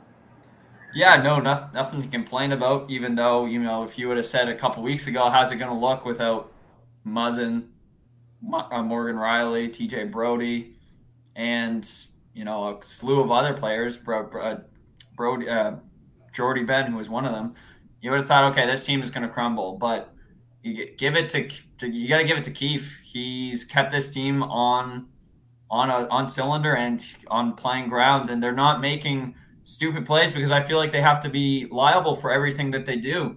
Mm-hmm. I mean, they have no choice but to play these guys. Obviously, that's just comes down to it. If Mac Holloway's in the lineup, that things are starting to scrape the bottom of the barrel.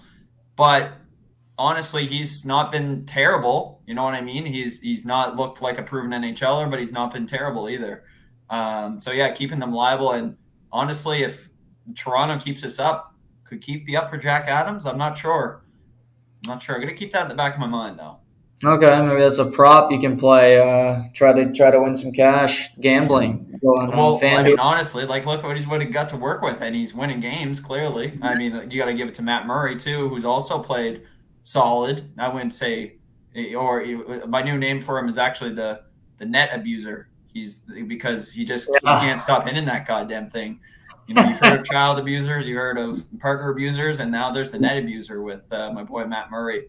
Maybe he needs to. We need to get an Amber Alert out for him, and maybe get him captured somehow. Do you think there's something to the fact that Lilligren and Sandin are playing better because they know they won't get their minutes taken from them because there's nobody to replace them? I think so. I think it's a little bit of confidence and a little bit of, you know, feeling like everything you do is more important. Like when you're in a third pairing role, yeah, you're going to get your 10 minutes, maybe a little bit more than 10 minutes, but you're not always guaranteed that either. This way, it's like, okay, we're set for the night, and I don't have to feel like Keith's eyes are drilling me in the back of the head every time I throw one up the middle. I mean, you look at what happened to Sandin in the Minnesota game and on the Mhm. afternoon game. He almost cost them a tie game and what could have been a loss if it wasn't for Matt Murray. And he came right back out and played just as many minutes last night. So obviously, yeah, and Pittsburgh, and it clearly Keith felt comfortable with what he had, and he knew that he made that turnover, but it wasn't going to cost him any minutes. So yeah, and obviously he played well last night. I'll give it to him there. Is Mitch Marner, joining the superstar conversation? I, as a biased person, I would have said he was in the superstar conversation already, but obviously we go back to playing with Matthews. He feeds off him. It could be vice versa at times, but I obviously think that he's always been a star, and Right. now I think he's jumping that level. But obviously, he still has his warts. I'm not gonna just sit here and praise him and give him the two-hand sucky like he is. He's clearly got some things he's got to work on, but right now he's dialed in offensively, and he's creating so many opportunities for other guys that I think when you come to passers, he's probably top 3 in the league still. Mm-hmm. Is he the Leafs MVP so far this year? I would have to say so, yes. Just because Matthews, it doesn't look like himself. I mean, they're doing all this without 34 really playing like 34 in my mind, and I don't know if it's a mental thing. I don't know if it's having the Hart like trophy slump, maybe you want to call it. We've seen it with guys like Taylor Hall in the past. And will he get back to a more normal level? I think so, but he's not playing terrible right now. But he's just not playing like Austin Matthews, in my opinion. So I think, I yeah, think he got. something to the fact that the Toronto Maple Leafs want to play really well defensively, and I think Yeah, they are playing really well defensively as a team. And I think Austin might have been taking that on his shoulders a little bit because Matt Murray's been great. I'm not taking anything away from him, but the team is not allowing much. They're blocking shots. He has to make 1 to 2 really good saves a game. Other than that, it's been pretty easy living since Matt Murray's return from IR. yeah.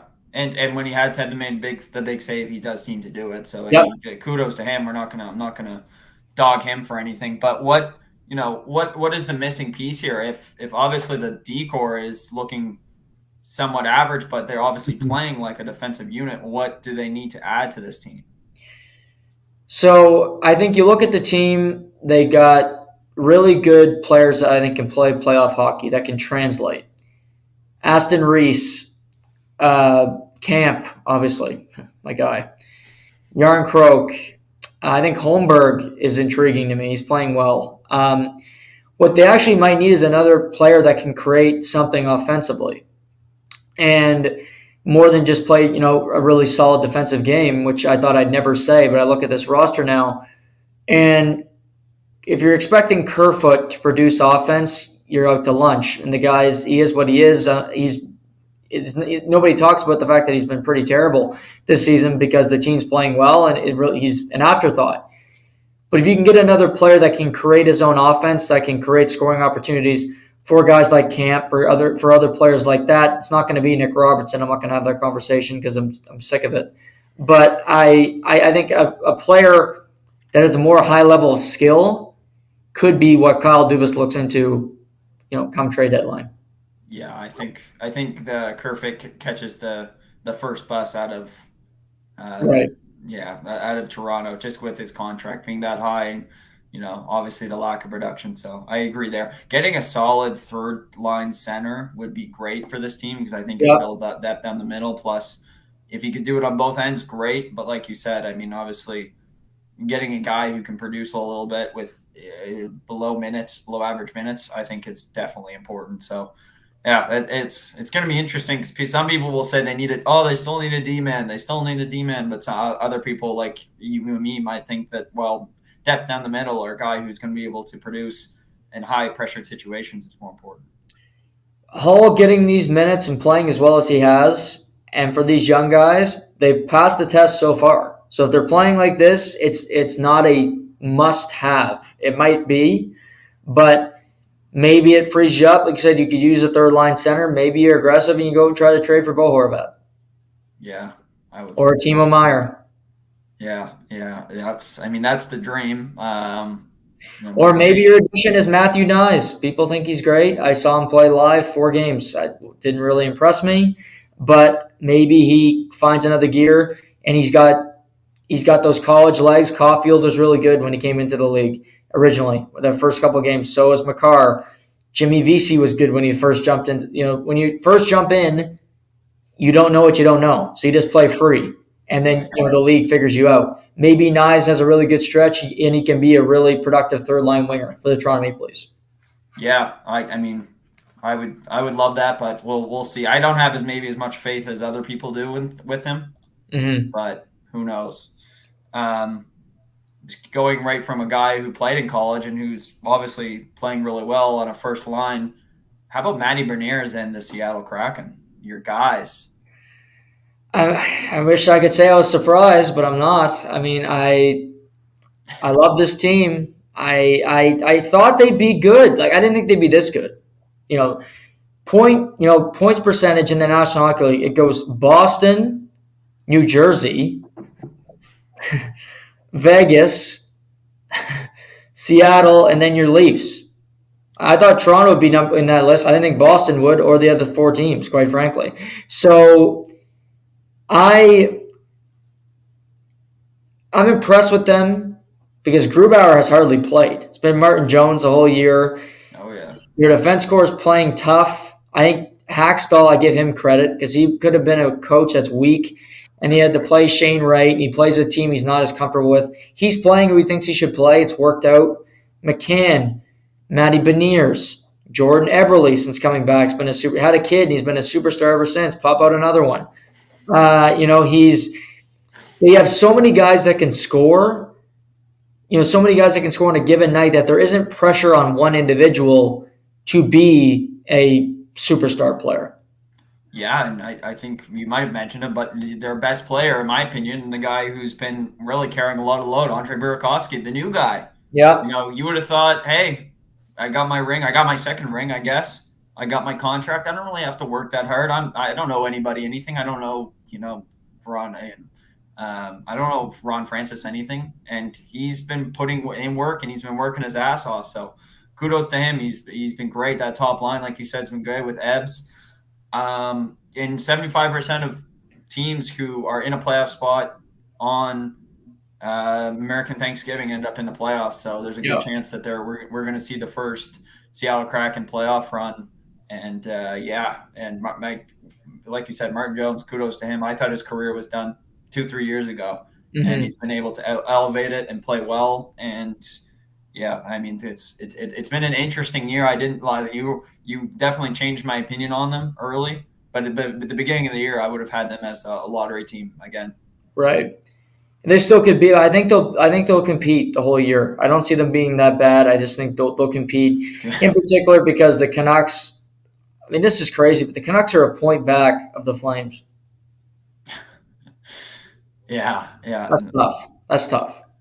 Yeah, it's a tough look for all Vancouver fans right now as they skid by in their wins. Their wins are skidding by. Like, you know what I Yeah. mean? They're not like they're not winning 2, 3 goals like they're in overtime, or they're winning by 1 goal in regulation. Like, it's crazy to think that this team is just piss poor defensively, honestly. For the Flames, they welcome Matthew Tkachuk back for the first time tonight, which should be fun. He's never Mm. energetic, so I'm just assuming it won't get too rowdy. Yeah. Do you expect them to boo him tonight? I don't I don't yeah. Yeah, they'll probably give him the gears. I was gonna go the other opposite direction because I was thinking about Huberto in Florida and the tummy sticks going on there, and everybody loves everybody, hugs and kisses. But you Right. know what? I think because obviously, Huberto didn't ask for out of Florida. Matthew Tkachuk asked out of Calgary, so Calgary, I mean, all people out west when it comes to hockey are crazy because there's nothing to do out west besides ride a horse, farm, and play hockey. And Uh, freeze. and freeze your ass off. You know that firsthand from Yeah. last year. Yeah. Yeah, so I think that is going to be nuts, and I think that he will receive his fair share of criticism, but it's not his fault for wanting out either. I mean, they didn't have the playoff success that he hoped, and he saw a better opportunity with another team. You can't really blame him for that. But can Calgary fans feel differently? Absolutely. That's their only right. Yeah, I think he will. For right or wrong, he did it better than Gaudreau. Like if he gets booed tonight, Gaudreau should really get booed because he screwed them royally, and he took golf and Columbus over a team that could potentially compete for a championship. But yeah, I think that'll be a fun game tonight between those two teams. MVP after 2 months, NHL. Who would it be? I know who you're gonna say. I know who you are gonna say. I gotta give it to your boy. I'll say Jay So, the old Robo. He's playing great hockey. You said he's on the best line. Hmm. I want to go back and forth, but he's got 19 tucks already. Yeah, not Like, bad. Huh? he could win the Rocket in his what? This is his third or Yeah, fourth year. third year. Like, yeah, that's impressive. Like, he's not a guy I had in an MVP candidate, but I'm telling people right now, put some cash on this guy because he's playing unbelievable. Great line in Dallas. You would have thought, oh, they lost Klingberg, but they picked up guys in the back end. They picked up your boy Mason Marshman, who I know you love, big No, I grit love him. grinder. Love him like a pet. Yeah, he's a heavy guy, but he plays unbelievably strong and with for like, and you got to give it to Jamie Benn too. And that's my last comment. Jamie Benn's had a comeback year, Yep. regardless of what line he's on, and he is playing like a true leader on this team. Yeah, I can't disagree. I mean, Jason Robertson. Come on, he's a pretty good player. So he's also got my vote. Who's playing better, Celtics or Leafs? Oh God, Celtics. You put like they've lost to two teams this year. Yeah, You know the the two teams. Bulls. The Bulls have their number. The Bulls and Cleveland are the only two teams that can beat the Boston Celtics right now. I Right. mean, it's just been unbelievable. Nine game winning stretch in November. They just find ways to win. They played Blake Griffin at a center position last night, and I'm like, okay, this probably isn't going to go the way I wanted to, but yeah, they just find it. They find it every night. They can pass. They make plays for each other. They're solid defensively, and they're going to get Robert Williams back, the Time Lord. And when he does, it can be very devastating for the league. Who is the closest to them right now in the league as a whole? Bucks. Yeah, I feel the same. That's who I had written down. It's the only I, team I think's even close. yeah, I mean, yeah, I look at the teams in the West and they're too spotty. They don't string enough games together and they don't play enough consistency like these two teams do. I can honestly say this: I don't think there's even a yet. I don't even know if there's a good team in the West yet. Yeah, Good. I'm not it's saying I'm not sure because they're all the same record. yeah, Phoenix maybe, but I Chris Paul's hurt every damn game. Like I need him to play, which I don't bank on. So everybody's 12-8. yeah, yeah, exactly. Yeah, everyone. It seems like they win 2, 3 games, and then if you like your Utah Jazz, they Yeah, lose 5 straight. yeah. Like, and you're kind of right back to square one with this team. Same with your King. We're going to be a Sacktown pod from now on. Right. By the way, we're gonna knock them down every Tuesday. They've League Pass. won 30. They've won three. Or sorry, opposite. They've lost three straight, Yep. but I still have faith in them. They're interesting because they've got a good bench. The Malik Monk is unbelievable coming off the bench. This guy can rip 30, 25, no problem. And at the same time, this shoddy defensive team, but Yep. I want them to win. I'm all on the Sacktown. You got me on these guys this year. Yeah, it's a good bandwagon to be on because God, they're a good league pass by. My God, they play. They're fun to watch. Like I will say that as Yeah. I joke about Sacktown, but they're fun. Um, the Mavs.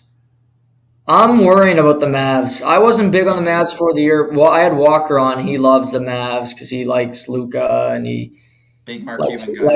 likes LeBron and he likes all those. He likes the scratch teams. I like rooting for the underdog, but the teams that nobody likes, but like Sacktown. But it's Luca and a bunch of Jags, just guys. Yeah, boys chilling. They're again, they're like everybody in the West, but I just don't see this team elevating that much for like he's averaging a triple double a game. He's playing out of his mind, Luke, and they're below 500. Yeah, yeah. It's about bringing someone in, right? But like, how do you bring someone in with nothing? Like, you don't have anything to trade, right? Like their picks, some of their picks are locked in. I mean, I don't know. It's going to be difficult because you could argue who's their second best player. It's not Christian Wood. It's not No, Christian he Wood. stinks. Yeah. Bullock. Maybe that would have been my first choice, but I mean he's a better option than most guys. It's not Tim Hardaway Jr. It's not Dinwiddie. I don't think it's Dinwiddie. Dinwiddie, maybe, but still, like that. If you're mentioning those guys and you have a hard time saying it, there's a real problem on the team. And Luka's got to look around and say, do I want to stink it up here for the next 3 years, 4 years while my contract runs out, or do I want to win? And I mean, it's great. They're going to give him a great deal, I'm sure. Cuban will pay him whatever he wants. There's a blank check with his name on it when he gets out of there. But you do have to look around and say, what am I going to do if I can't win?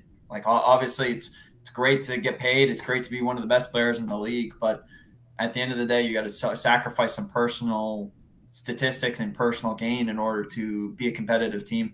And at the same time, we said this, I'm saying all this, but obviously, like, they went to the conference final last year, so it's not like they're made of shit. Like, I do think they're a good team. They just need to add someone to it to be competitive. But I don't even know who you would go and grab. Does all this chaos in the West benefit the Warriors the most?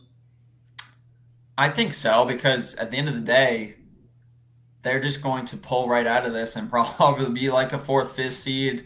And probably be, I don't know, right? They could be right back in there. They don't have the same team as last year. I'll say that. Yeah. I've watched them a couple times this year, some late games, and they just don't have that same structure on their bench.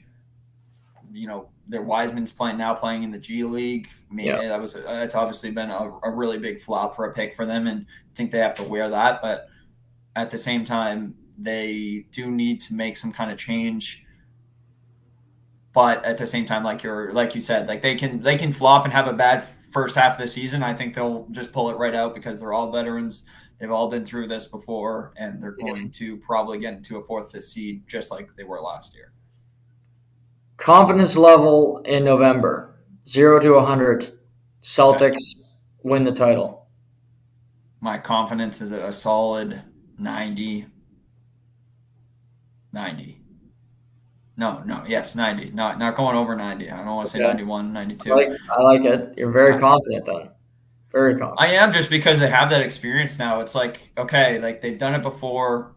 Has Tatum learned his lesson? You got to hope so. Has Marcus Smart found out a way to play more consistent in the playoffs? Yes. Has Grant Williams improved as a player? He's only 23, and he's been in the league for 5 years. 46. I know. He looks like he's 30 with his cut, but he's still a young pup who's really learning his way around the league.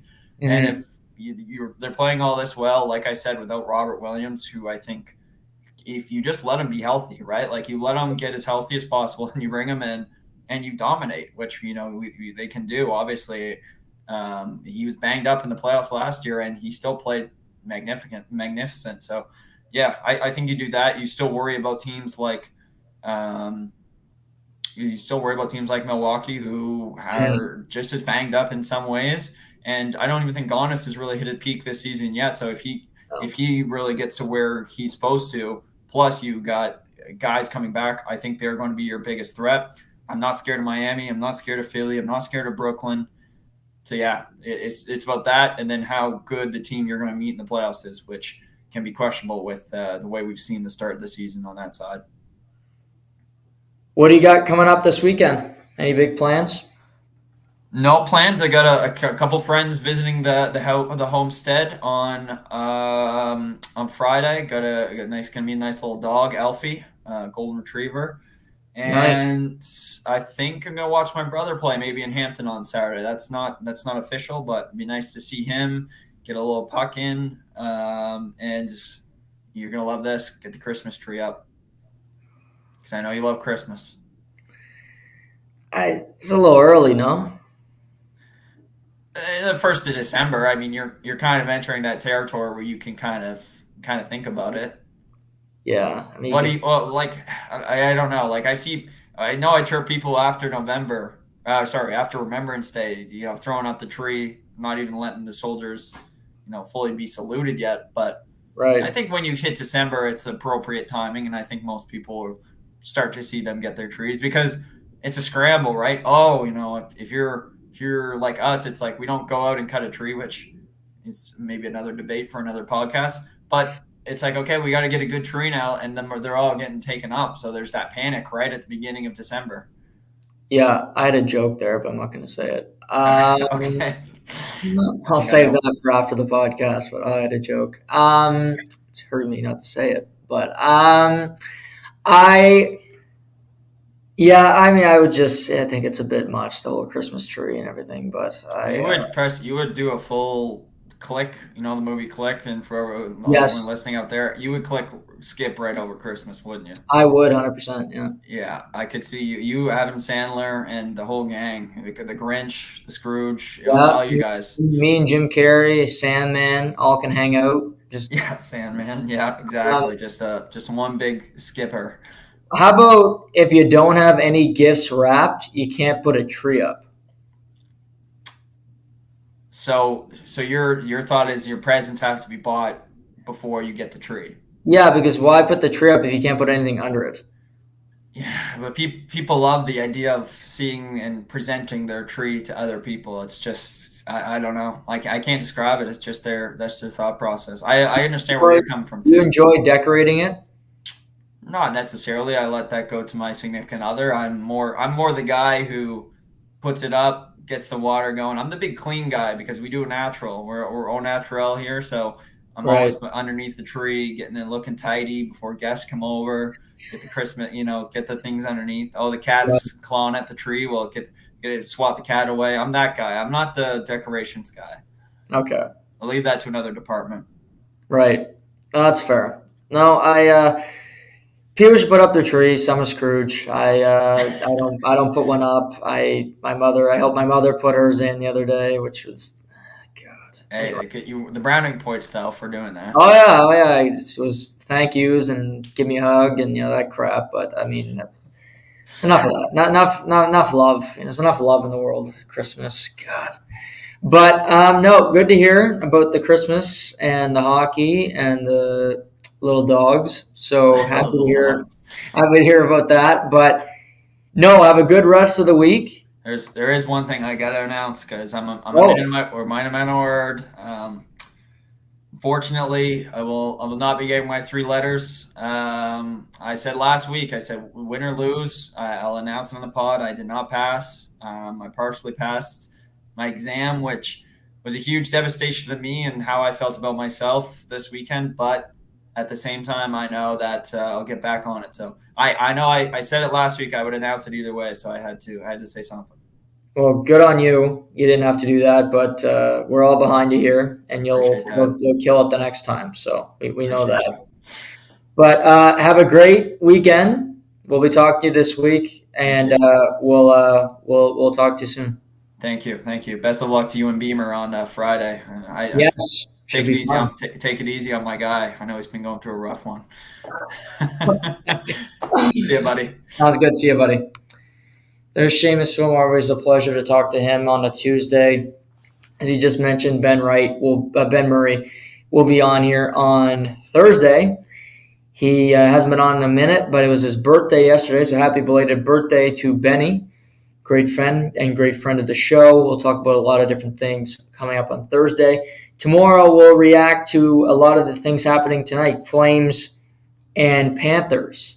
Golden State, Dallas in the NBA. Boston's in Tampa tonight. A lot of intriguing stuff around the world. We'll recap the World Cup tomorrow. We'll talk all things happening in the world of sports. Until then, take care, everybody. This is To The Point.